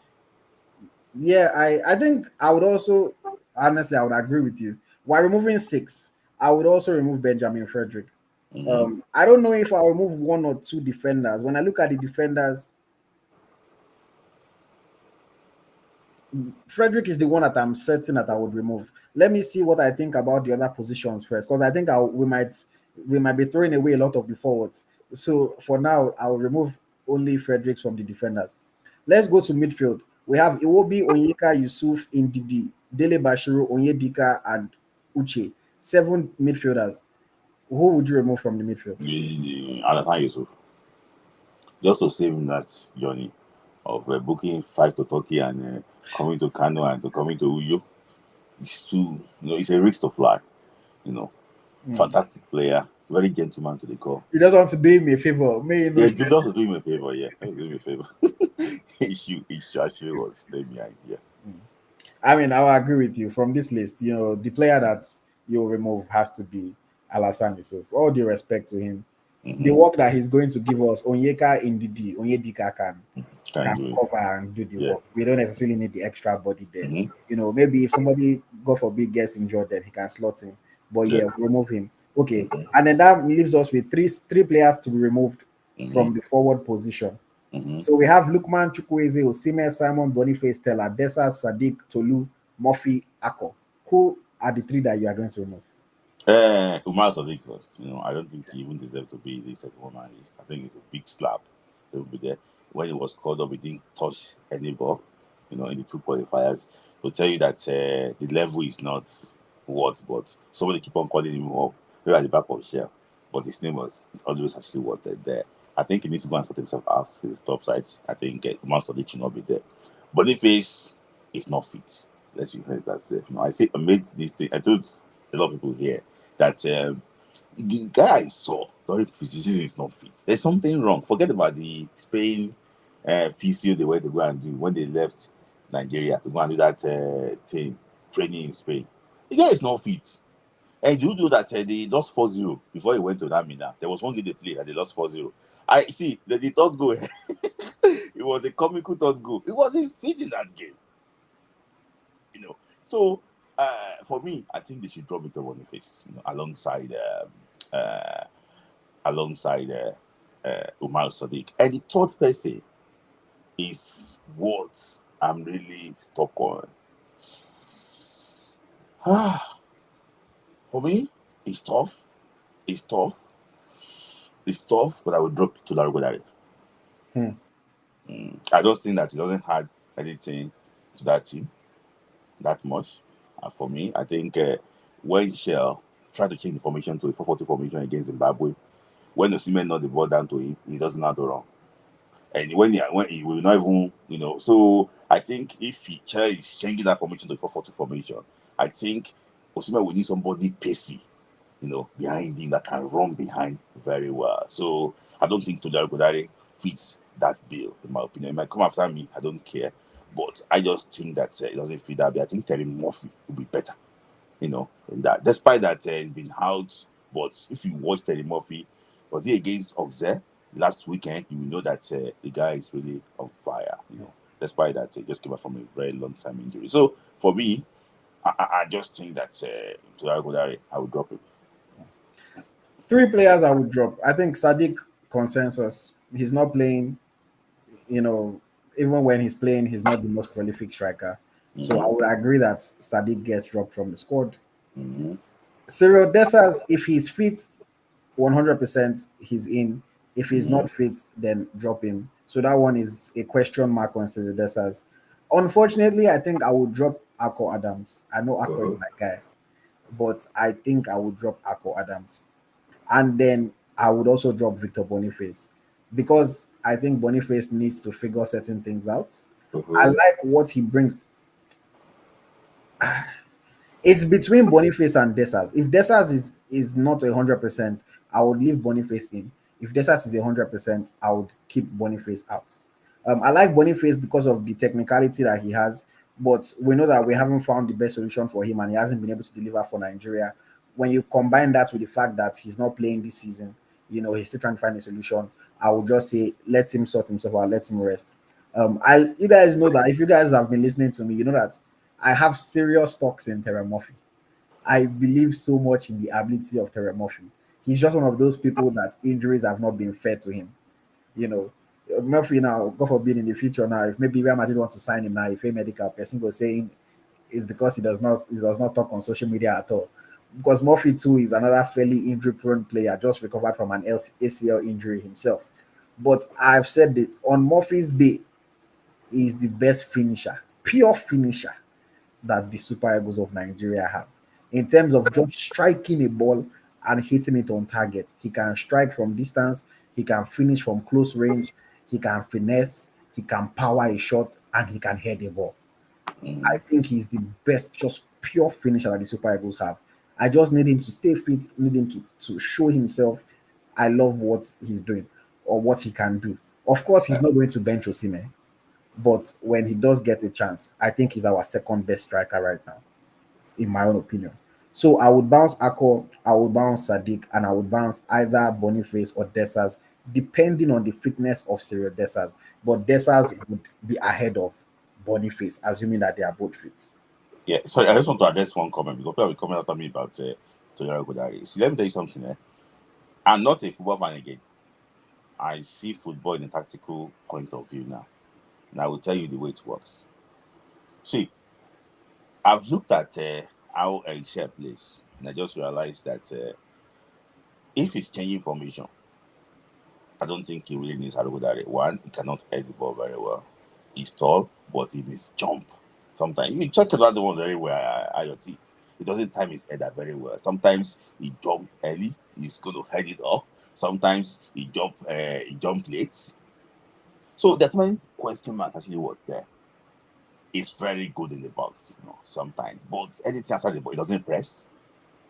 He doesn't press. Let's be honest. So there's so many things there, but a lot of people are stuck with your emotion. I don't care about that. I'm sorry about that, but I'm just telling you what I see. It's okay. Who not do people I mentioned there can press better than him? Even Boniface itself can still press if he's fully fit. So it's not any question about. It's just for him to work on those areas. Those linking to AC Milan Napoli now. Well done. Continue AyoT. They are trying to get him a move now. But I will say this: I don't think Arokodare is a prolific striker like somebody is here in the comments. I don't think so. I think he's a very good striker for Belgium level. He's done well. But again, with all due respect to him, is not what he's doing in Belgium is not what we have not seen before. On what you did times two. So we've seen it before. It's good, not great. I said in the past that when he was getting linked to like Bayern Munich, I said this guy is not Bayern level. He was upset at it. It's nothing against him. I just watch and I look at him and I don't see him as this all-round striker that some people think he is. And I know that football these days is all about numbers, yeah? You score goals, you are good. You don't score goals, you're not good. Yeah, a striker, your job is to score goals. So I get it. He scored a lot of goals last year. He won the Ebony Show Award in Belgium last year. I get it. But this year, until he finds a solution, he's been on the bench. I wouldn't drop him, but he doesn't play ahead of Osimhen. For me, he doesn't play ahead of Murphy. For me, he doesn't play ahead of Desas. So he's essentially going to be in the team to be the fourth choice striker. So I can understand why somebody might say, just don't call him up. Does he play either fit Boniface? For me personally, no. For some people, yes. Because I think that Boniface is if it comes to Usabi play ball, I think Boniface Sabi play ball past Tolu. But we know that Boniface is not in the best of form for Nigeria. So some people would take Tolu ahead of Boniface. But I think Boniface is a better football player overall. Yeah. Comments here from Viral Moment. He says, fun fact, Tolu isn't any different from Sadiq if we are being honest. Sadiq is even better on his good days. Sadly, That one never gets good day in green, white, green. Forget sentiment.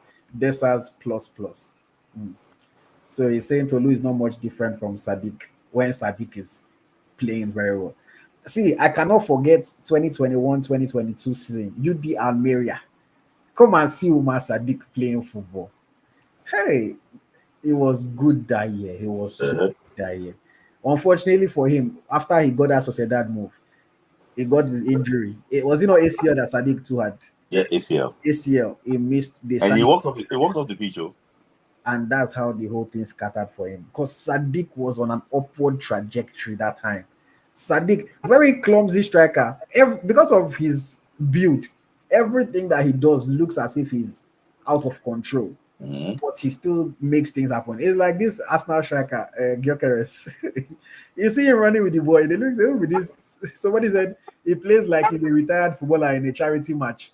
It just looks so out of place. He does not look Mhm. slick or clean with it, but he still scores goals. So I understand. I like Tolu as a Good player. like put the ball on a plate, he will finish it for you. Mhm.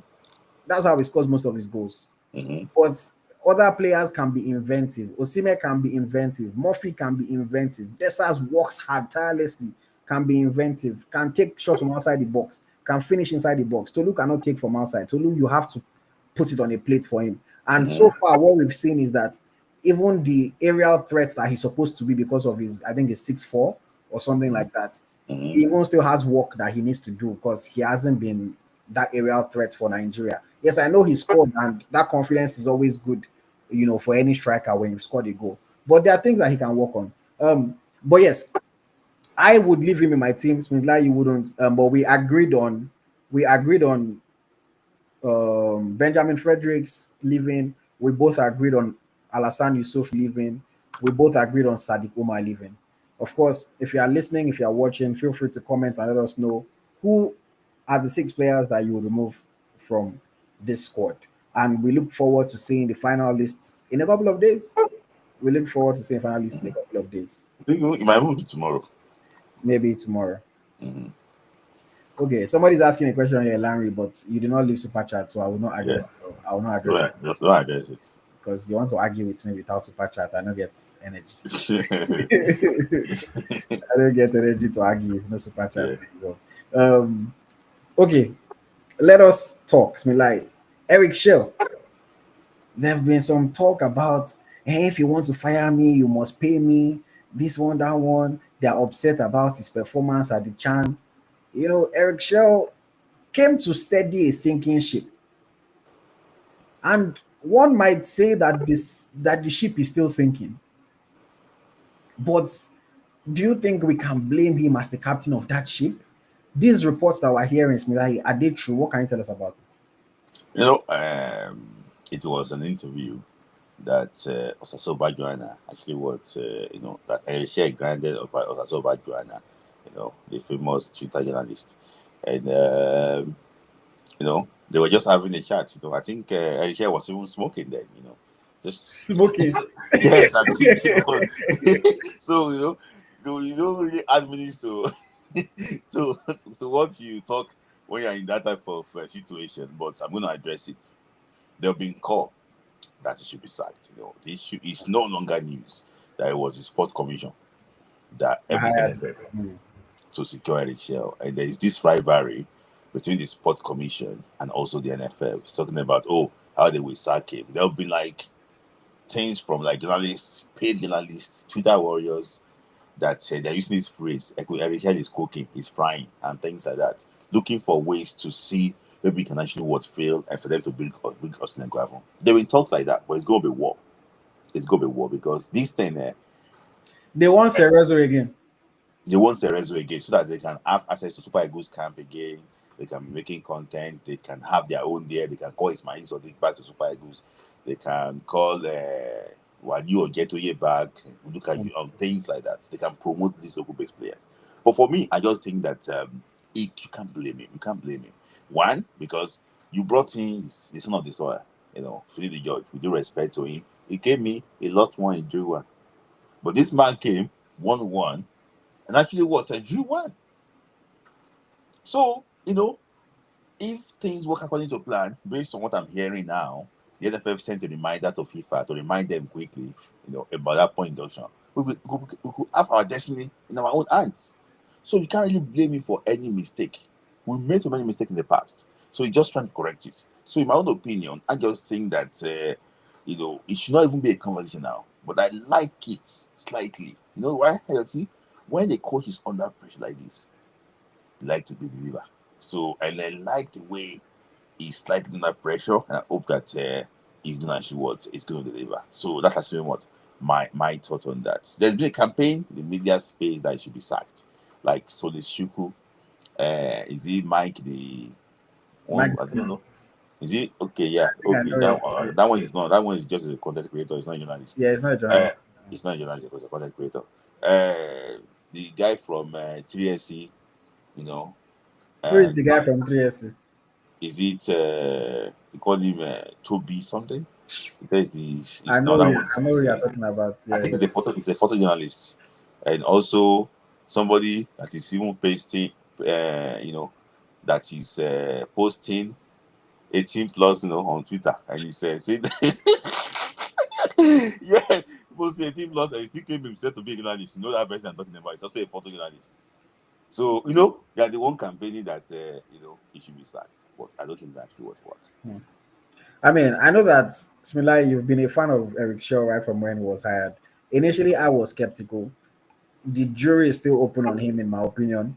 But I think that sacking him now would just be throwing us into even more uncertainty. Like, he hasn't been that bad to say, you must let him go at this crucial moment.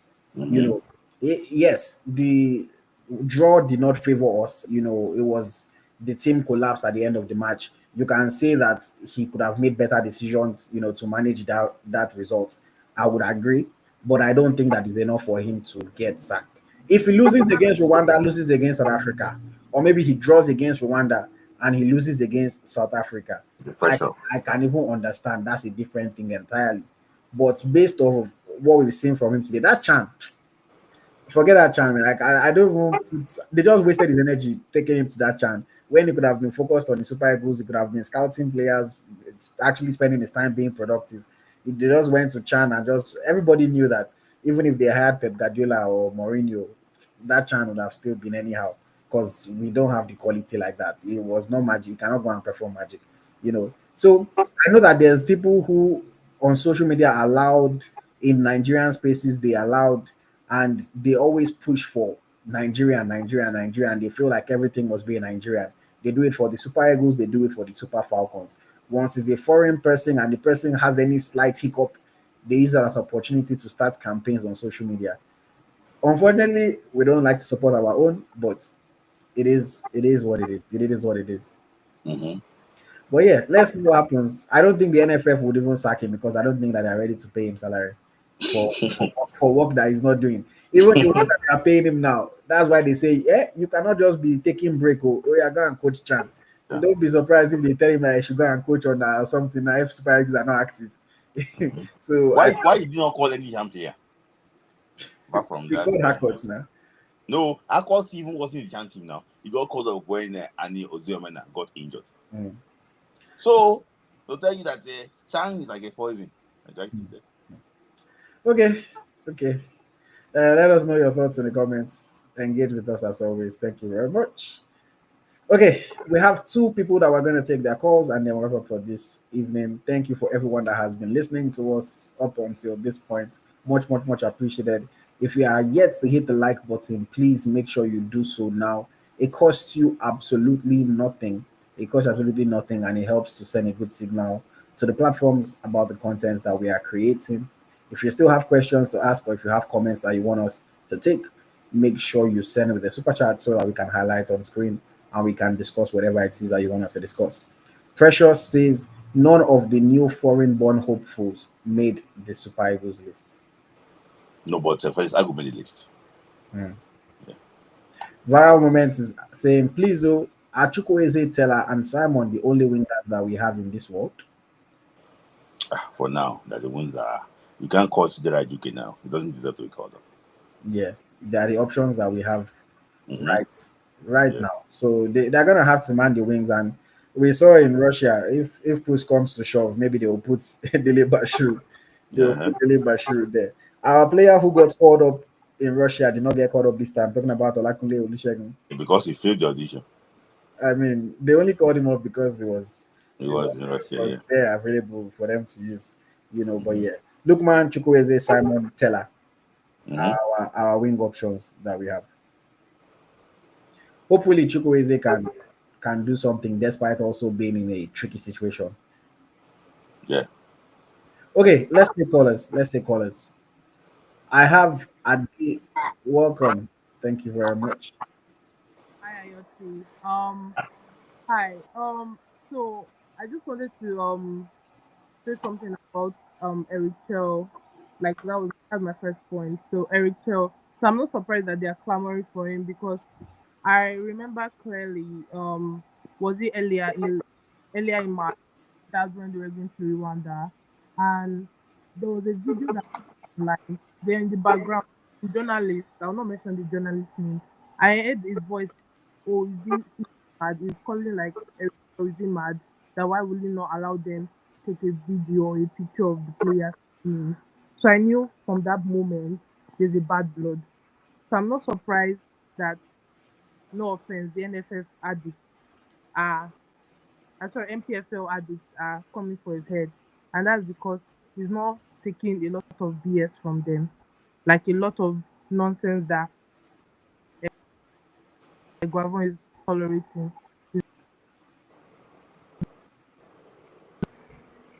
We're losing Adiola. So, my second point, Adiola, I think you need to leave and yeah, come back. sorry, There's a bit of trouble with your connection. But so like, it's funny. I just thought about something. The same people who say that Boniface is too playful on social media are the ones that want to go to Super Eagles camp to go and play to make posts for social media. Uh-huh. But then they feel like for Boniface is a problem, but for Super Eagles is not a problem. Yeah. I'll just give 30 seconds. Let's see if Adiola comes back so that she can finish her thoughts before I bring on Yeah. other people. But she was talking about just the negative PR that Eric Chelle is getting from certain aspects of the Nigerian media.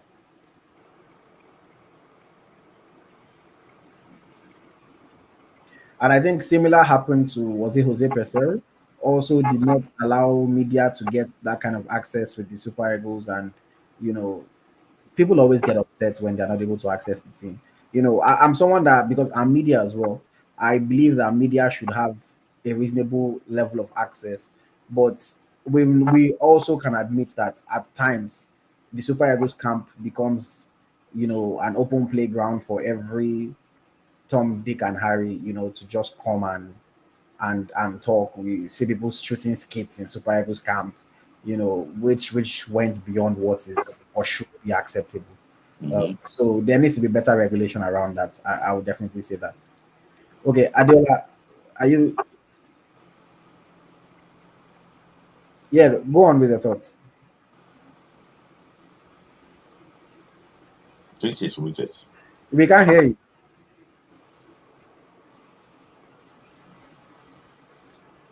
We cannot hear you, Adiola. Yeah, muted.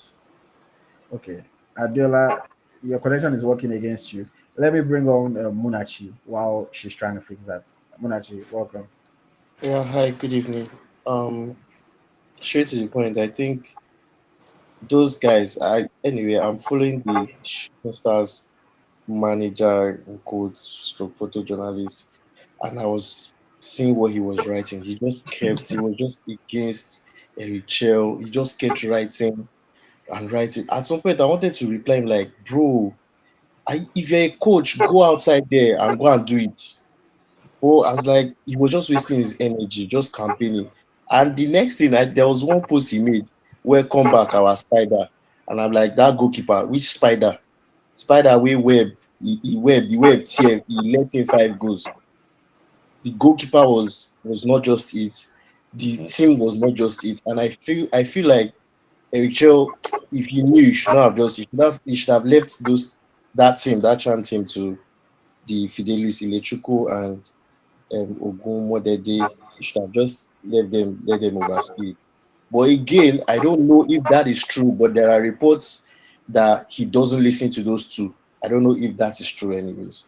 But I feel like these upcoming qualifiers, he invited cool right players. I feel like they really have to support him, get behind him. Everybody has to actually get behind him because me, I won't even see if I fit travel come out from UK, go US, go watch. Like I want to watch Nigeria at the World Cup. It's going to be very shameful if we don't. I don't know. Have they cancelled that South Africa stuff? I don't know. Have they done that? No. Not They have yet. not done that officially, but yeah, they've been. I think they've been momentum around it now. I think it's imminent now. I don't know. I don't know why it's taking this long. I don't know, but I just feel like it should just get to a decision and let these boys play and give their all on the pitch. But as for Eric Chelle, I don't want the jury to be out on him yet. I think he's still a very good coach. My own is the only thing that I have against him is overdoing some certain things or like overdoing his tactics. You notice that a player is this, do the needful, get him off. If you know a player is struggling on the pitch, shout and let someone else support. It's not like when I know he's being faced with a barrage of attacks here and there and you just keep quiet. All those tactics, I just feel like he needs to just work on them. I know that he's going to succeed. I hope he's going to succeed. Then on the Boniface issue, I was on live when I saw Eagles Tracker joining. So I just hopped in and I saw everything that was going on there. And honestly speaking, there are several of our Nigerian brothers that will react badly. Of course, they will react badly as more than Boniface, and they say it's not serious, it's not this, it's not that. And I heard some of the things that OGB Sports, Smith Layi, and you, AyoT, was saying that yesterday. He's just human and he's hiding behind the social media stuff. Yes, he needs to get a social media PR, but he's human after all. Because if it was me too, I would go all out. He went all out against Humble. I pitied Humble Henry yesterday. Oh. I pitied the guy, but I understand that he was angry on his own part, but he should have actually understood that Boniface is human and he's just using that social media thing to cover his pain. I do it most times when I have like maybe a worker talk to me very, very rudely. I go out, I post something else like to show that oh I'm happy, I'm this and that. I think some people do it, but Boniface own, I guess people are not just happy. He's on TikTok today with Pella, he's here, I guess people are not so happy with that. So, but it's fine. That's all I actually wanted to, talk about. And well done. I don't know how can I become a member. Go to our channel, go to the channel homepage on Yeah. YouTube, and you will see an option. You will see a list of all the members. If you click on any of that, you will see a join button and you can join. Okay. All right. Okay. Thank you Thank very you much. very much. We appreciate you sharing your Uh, thoughts. Okay. Um, Let me just take comments very, very quickly. Buki, thank you for the super chat comment. Says, what is the interest of Nigeria with Emmanuel Emeha of Strasbourg, Tosin Adebayor of Chelsea, Karim Adeyemi of Dortmund? Adeyemi is a full German international, so that one is out of question. Emeha plays for the Dutch under 21 team. Is he going to make the Super Eagles squad if we decided to switch now? I don't know if he will make it ahead of some of the options that we have, so that might make him not want to. Tosin of Chelsea, man, I leave Tosin alone, man. Tosin is using us to do big boy. He's ready to come on tour and do radio tour, TV tour in Nigeria. Go and file the papers. Let's move forward. He does not want to file. The boy is already 28. God is when he's 31. He will now come and say he wants to play for us. I like Tosin. He plays for the team I support, but I don't tire for him, honestly. I don't know, like if you, I don't know if you have thoughts, but No, like you said, actually said, Adeyemi is not eligible again to play for Nigeria, and Tosin, there will be reports that Tosin might probably actually want to play for Nigeria just before the AFCON. But Eric Chelle spoke to Emea, and he said that it will need time. Don't forget that Emea, his mentor is Victor Osimhen. So the dream one day is to also play with Victor Osimhen. But will it be for Super Eagles or for Galatasaray in Turkey? Time will tell. Time will tell. All right, all right, all right. I hope that answers your question, Luki.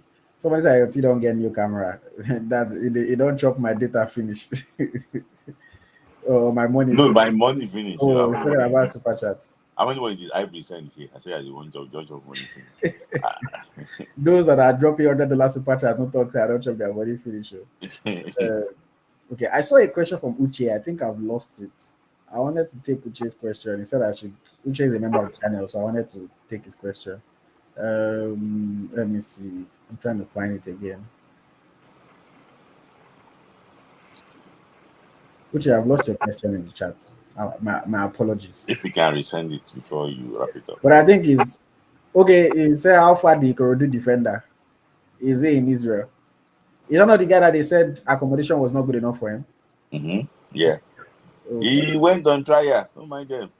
And he failed the trial. That's why he's back in Nigeria. Don't mind them. He just package and package. That's what they want to do. They want to cloud us with what? Where would you be accommodation your team? You have been following this thing for a very long time.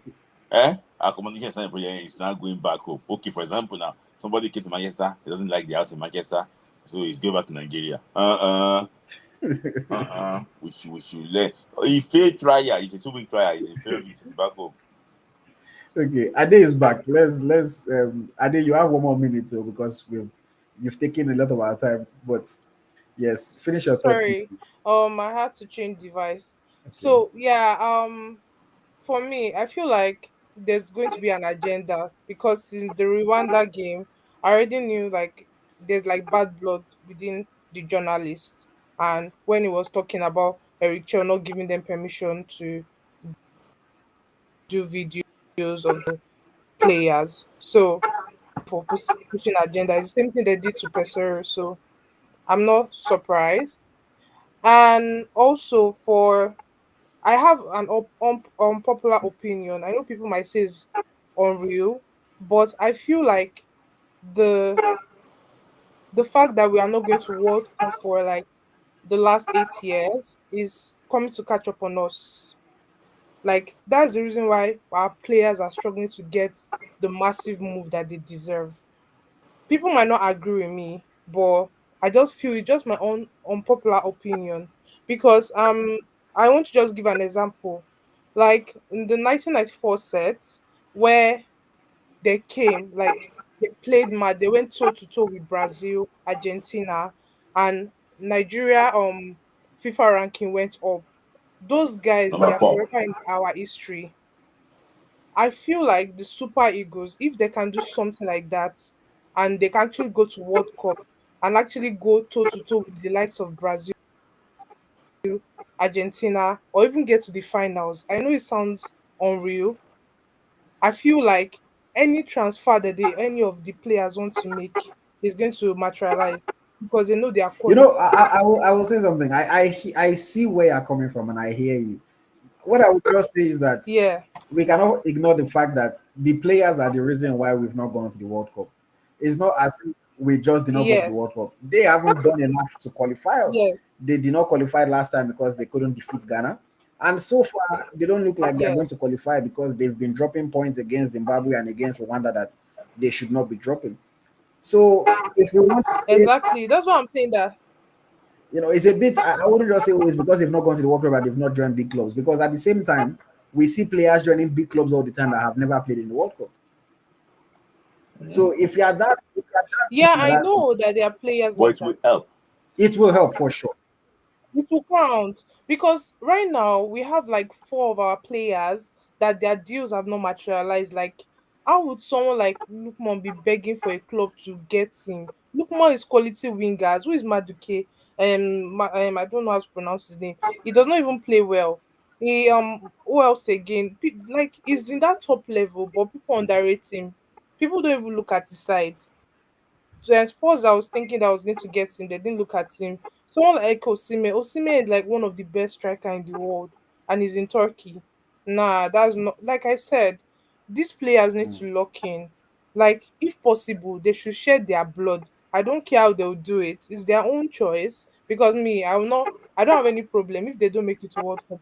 I will support Brazil because they are my second country. I'll support Brazil, then I can support England as my third.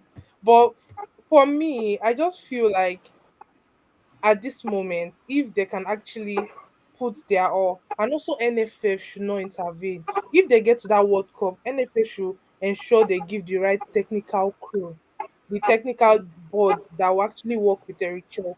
Because to be honest, I feel this if we actually go to the World Cup, it's actually going to push, should I say it's going to also push our visibility forward in our football. Our football is declining, especially the league. If we can actually go there, we actually do something like we get to the final, like I said, is an imaginary thought, but there's nothing we cannot do if you put your mind. There's nothing you cannot do if you put your mind in it. But if you can do it and we get to the finals, even the MPFL that is declining, people want to rush our talent. They will just assume that immediately there's all talent All in right. Nigeria. Like I said, we actually need that Mm. visibility. And these guys, they need to go to the World Cup. They should play the same way they are playing for their club side. Now the World Cup is not for us, it's not for the NFF, it's for their own good, it's for their own All right. legacy. Because in how many years now, Osimhen might not even be in the team in the next World Cup. We don't know. Lookman might not be in the team in the next World Cup. Mm. What would they say? So now Ahmed Musa is not in the Super Eagles, but we're still talking about his performance he did against I, Argentina. I have His to cut you off performance because against we're out Brazil. of time. But Oh, thank you sorry, very much sorry. for sharing your thoughts. I Thank appreciate you it. so Thank much. you. Thank All you. right. We have three more callers, and then that's it for this night. I just make one comment about what she said. Okay, go on. See, let me tell you something. She mentioned something that is very important. Qualifying for the World Cup, it's not on the FA, it's not on even the coach, it's on those players. It's And you on- mentioned that one rightly too. See, the time that we have overturned difficult situations, the players took the initiative. Mm. When this is not the worst situation we have been in. In 2001, we were 6 points, 5 points, no 6 points, behind with 3 or so games to go. What happened? We overturned everything. The players met before the camp. They did a meeting. The coach wasn't there. They did a meeting that this World Cup we are going. Their game was against Sudan in Obdoma. They went to Obdoma in a war-torn Sudan, where they are playing on the beach sand. They went there to beat Sudan. So these players must also take what responsibility. And You know a recent case when our players took responsibility. when You know a recent time. yes, against Morocco, No, the no, final. no. I'm not even talking about the Super Eagles. At the WAFCON, our players took responsibility. Yes, it was. Yes, That's why we won that that's tournament. why the world was I won't go into it because I know some people want to argue, but I need. our, You our tell the players story about took the took WAFCON. took the bull by us. I'm sure the stories of the WAFCON will come out in the future. But it's not my story to tell. A lot of things were told to me in confidence. But what I can tell you guys is that the players had to rally together and know that they won that tournament because they wanted to be able to fight for themselves in the future. And they knew that if they didn't win that WAFCON, if they come and complain about anything, people will say, because you lost, now you have excuses. And they didn't want that to be the case. But yes, okay, let's take our final callers very, very quickly. Adedamola, welcome. Thank you very much. Yes. Hi guys. I would say like you guys are doing a good job.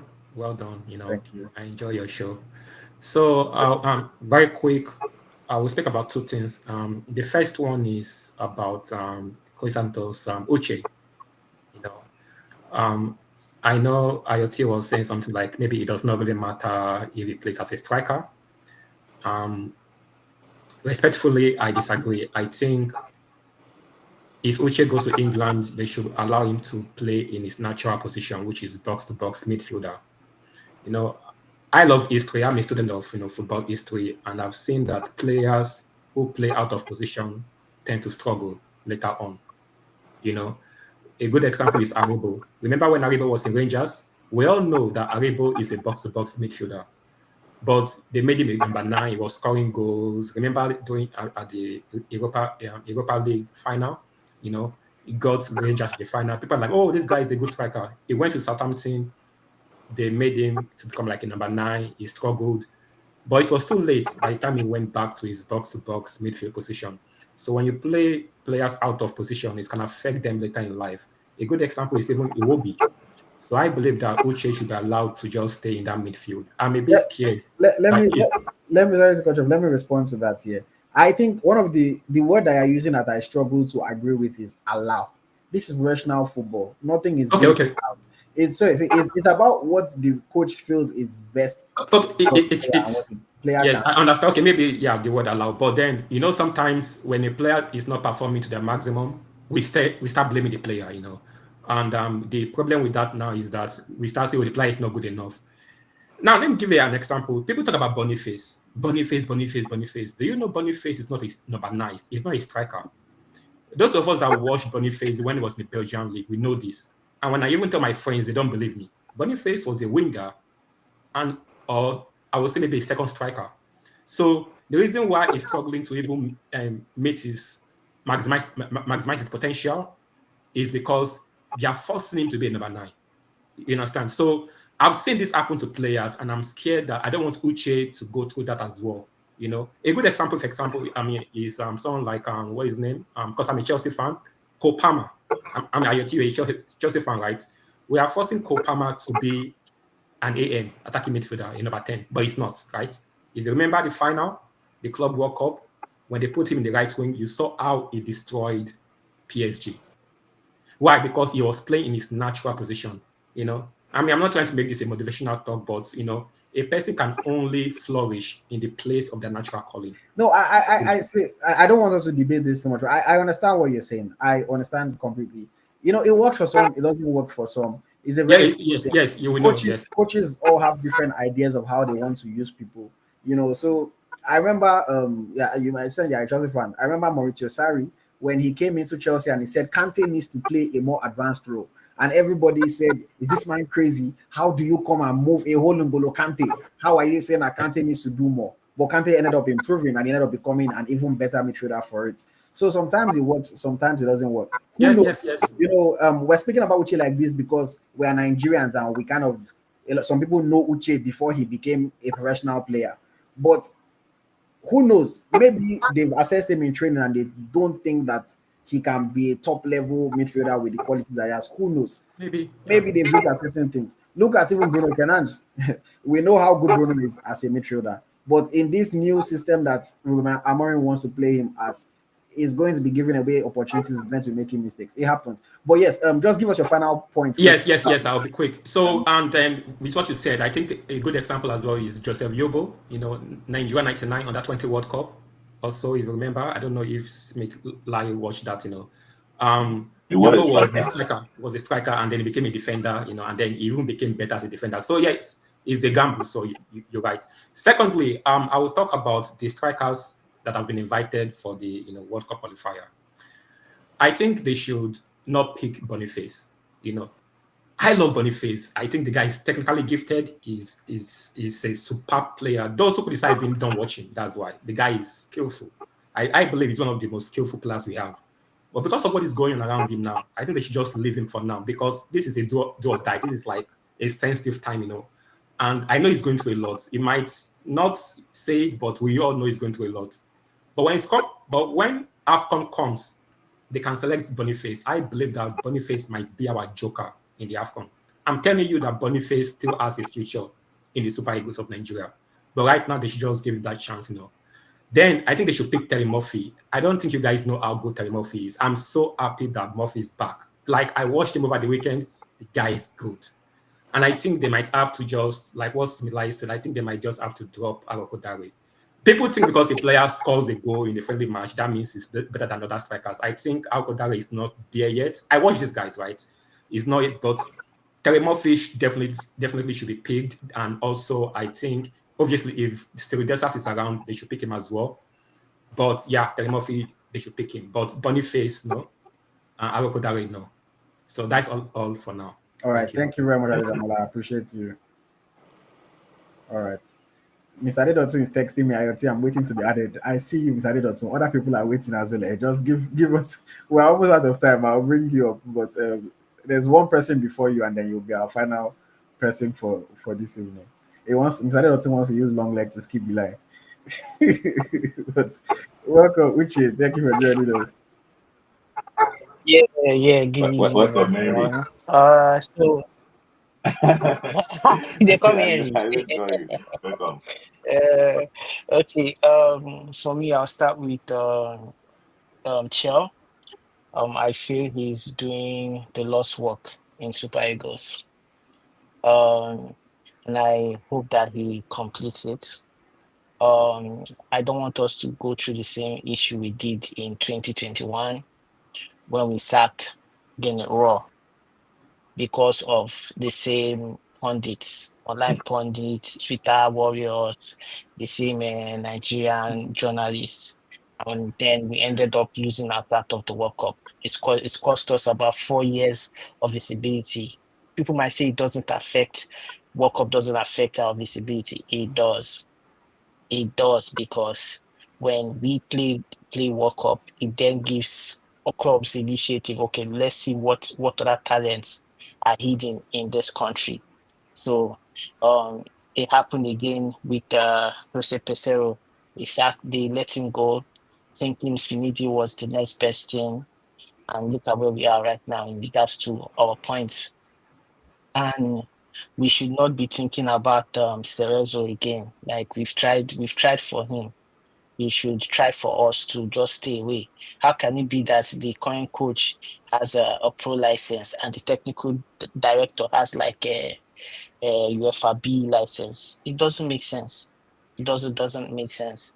And in regards to the team, the current selection, the team is actually balanced. But I think Smith made a point in regards to where's our second left center back.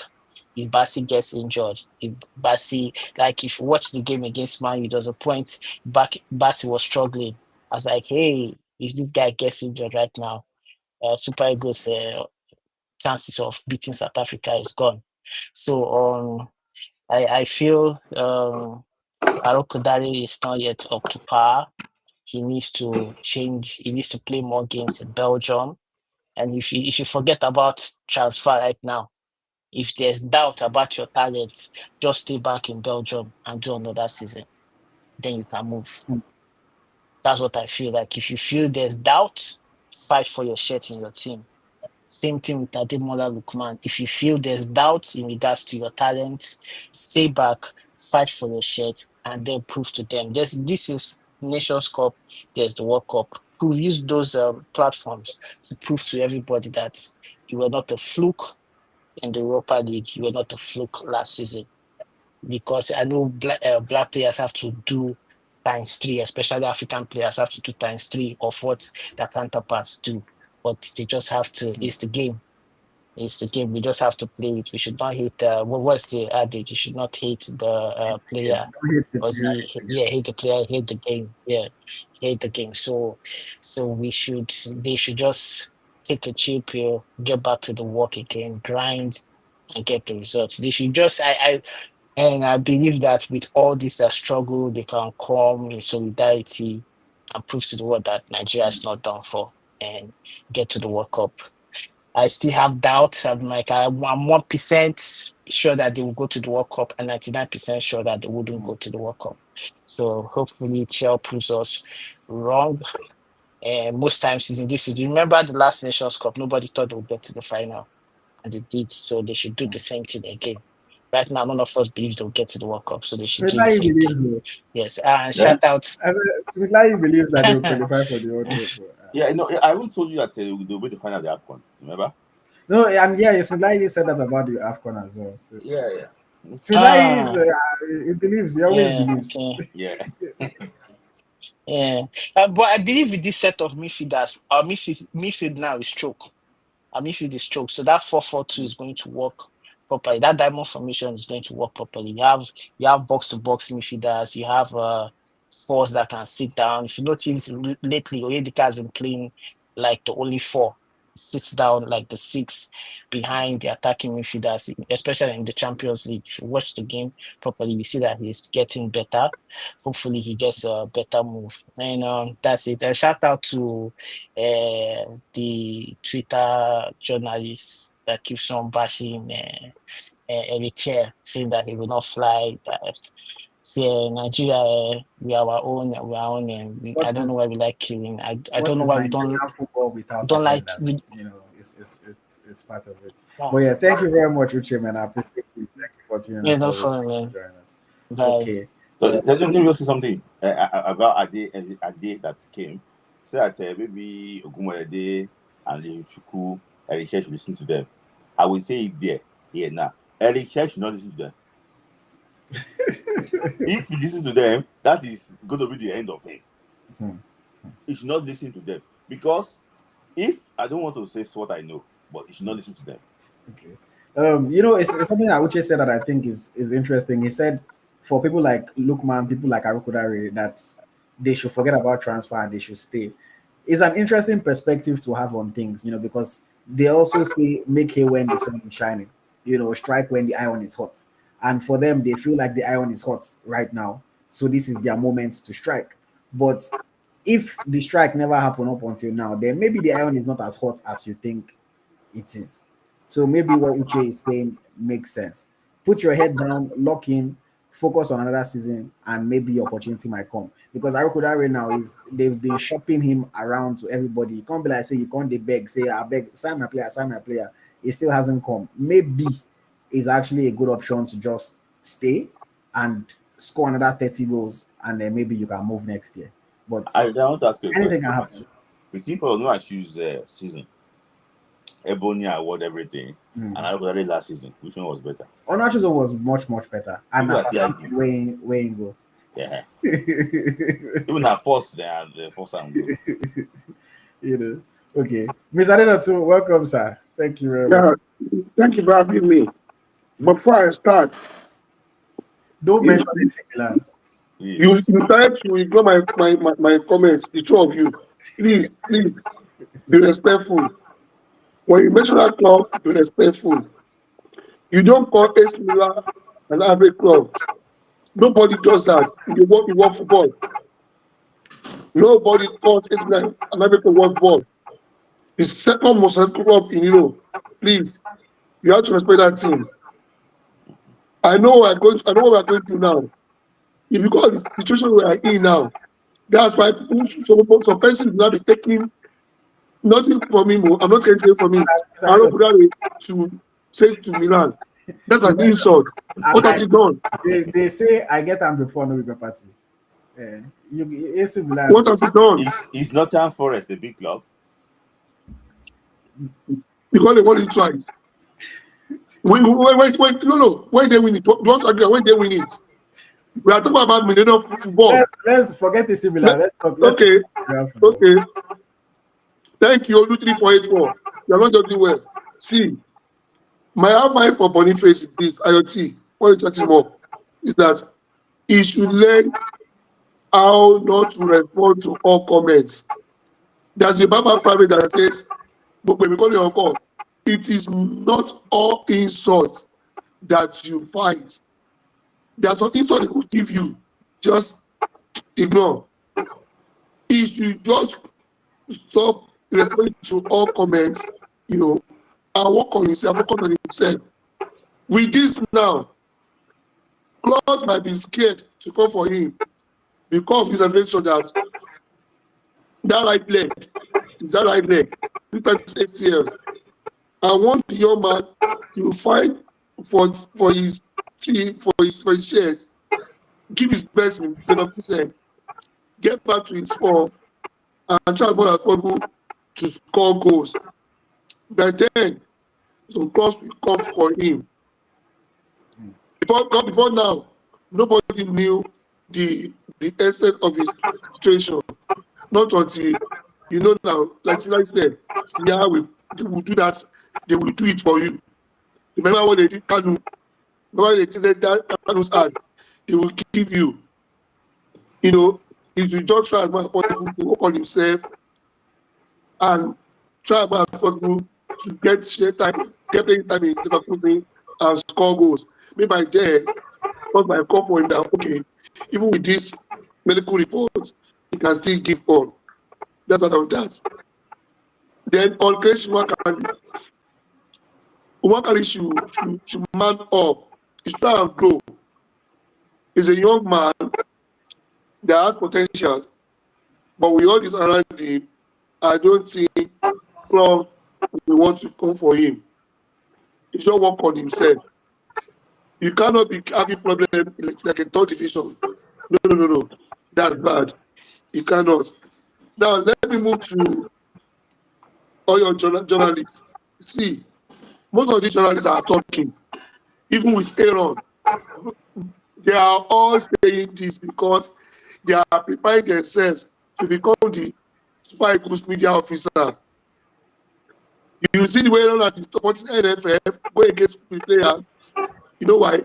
He wants to become the next media officer. That's what these guys are doing. Tobi Adepoju, unfortunately, we share the same last name. A photojournalist. Is that the media officer of Shooting Stars? No, it's not media. It's the sporting director. Now look at it. These guys just doing this just to get that position. So me, I don't count them serious. To me, they're not serious. Now let me go to the list. I want these 6 players to be dropped. Number 1, Amas Obasoge. Why? Because since the National League ended, even before the league ended, he wasn't playing. And the league is not resuming on September 16. So I don't think he should be invited. While even though I'm not in support of that young boy, Emerson Court, I would just want him that since he's been invited, maybe that can boost his confidence going to the Under-20 World Cup. That's that. Number 2, Benjamin Fredericks. I want the young man, to be allowed to get himself integrated into Nigerian football. He has not played 90 minutes since the move there. This is the 3rd match. And he's going to be off and on. Please give young man time, to get the mainstay in the team. What he said, probably he can get back to center back. So I want the young man to please, or NFL to play, allow the young man to get himself to the team.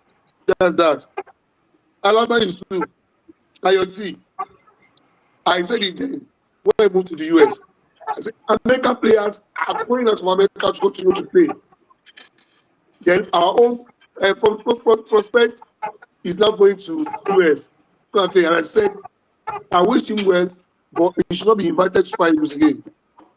And you see, he should not be invited. But Sadiq Kumar, bar any quota this time, I don't see anything why that should be in the team. Sadiq Kumar has not done anything to have the color, so he should not be invited. And Tolu Kolare is a good player. He's trying. He's a player that I think can improve, but I don't think we need to invite him now. Because of that, he tried to play the same pattern. Look at the match we play. He tried to play the same pattern with Osimhen. And if he feels that, his best is to be in the box so that they can get the pull out to him. Sorry, brothers. Our own players don't pull out. A Moses Simon will not even pull out for you. Same thing as Chukwueze. Maybe only Taylor. But I don't you should be there. The last person will be this guy. Boniface. For a reason. I want the young man to please sort himself out. If he's ready to fight for his place in Real Leverkusen, it's like, okay, I don't want to go anywhere now. Let me fight for my place. Naturally, I would have dropped Akwadams because I don't like us to bring in players during any crucial match. We have crucial match. Look at what happened to Lukman and Barnsley against Ghana in Abuja. If not for what is happening to Boniface now, I would have dropped Akon Adams because we should have Akon Adams need to come in when we don't have any crucial match. That's out of that. So for now, I would like Boniface to just excuse himself, like how he did, fight for his place in Leverkusen. You should tell his agent for now, please put a stop, probably put a stop to all the transfers. Let me fight for my church in Leverkusen. You know, maybe I think maybe he can get Mojo back. Then we can have him. All right, That's thank you. that on that. And please, to the two of you, please mind how you Yes, want to represent that team. Please, we've heard you. please. Heard you. Yeah, thank you very much, Mr. Adidas. Thank you. Thank you. I appreciate you joining us. Mr. Adidas, to know they let AC Milan matter rest, you know. But yeah, good point on the players that he wants dropped out of the team. We'll be awaiting the official announcement, maybe tomorrow, or maybe during the weekend. You know, they'll come and give us squad at like 4 a.m. So stay tuned. It can come at any time from now.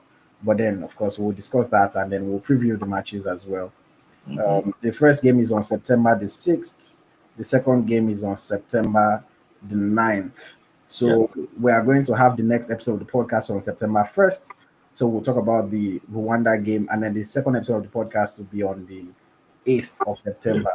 So we'll be able to talk about the game against South Africa. Of course, by then we'll know how the Rwanda game went.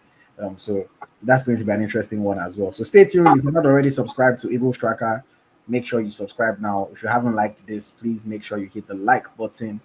More content coming, more interviews coming. Congratulations, every player that did well over the past weekend. Congratulations to Rashidat Ajibade, about to sign officially for Paris Saint-Germain. And thank you to everyone that has listened to us, that has watched us on this long episode. It wasn't supposed to go this long, but it did. But it's because you guys were engaging with us. So I appreciate you for that one still. Smith Layi, final word from you tonight. Yeah, you know, another Monday, another beautiful edition. We actually enjoyed it. Guys, just keep subscribing and keep liking the video. So if you have here, some people are latecomers. They didn't start from the beginning. Yeah. But you can still go and listen to You it. can still go back and watch. And they can even write the comment if you send the super sticker. Yes. And let me just say thank you to everyone that supported us during the course of this episode. Olaiwola, Akudu David, Unjoku Michael, 8K92, Viral Moments, Isabel. We also had Real K always supporting us. Bookie supported as well. So thank you to every one of you. Very, very, very appreciated. On that note, good night, guys. This has been the Niger FC Podcast, and I hope you guys have enjoyed it. As always, my name is AyoT. My co-host is Smith Layi. We'll see you in the next one next week. Don't worry, same place, same time. Thank you very much, guys.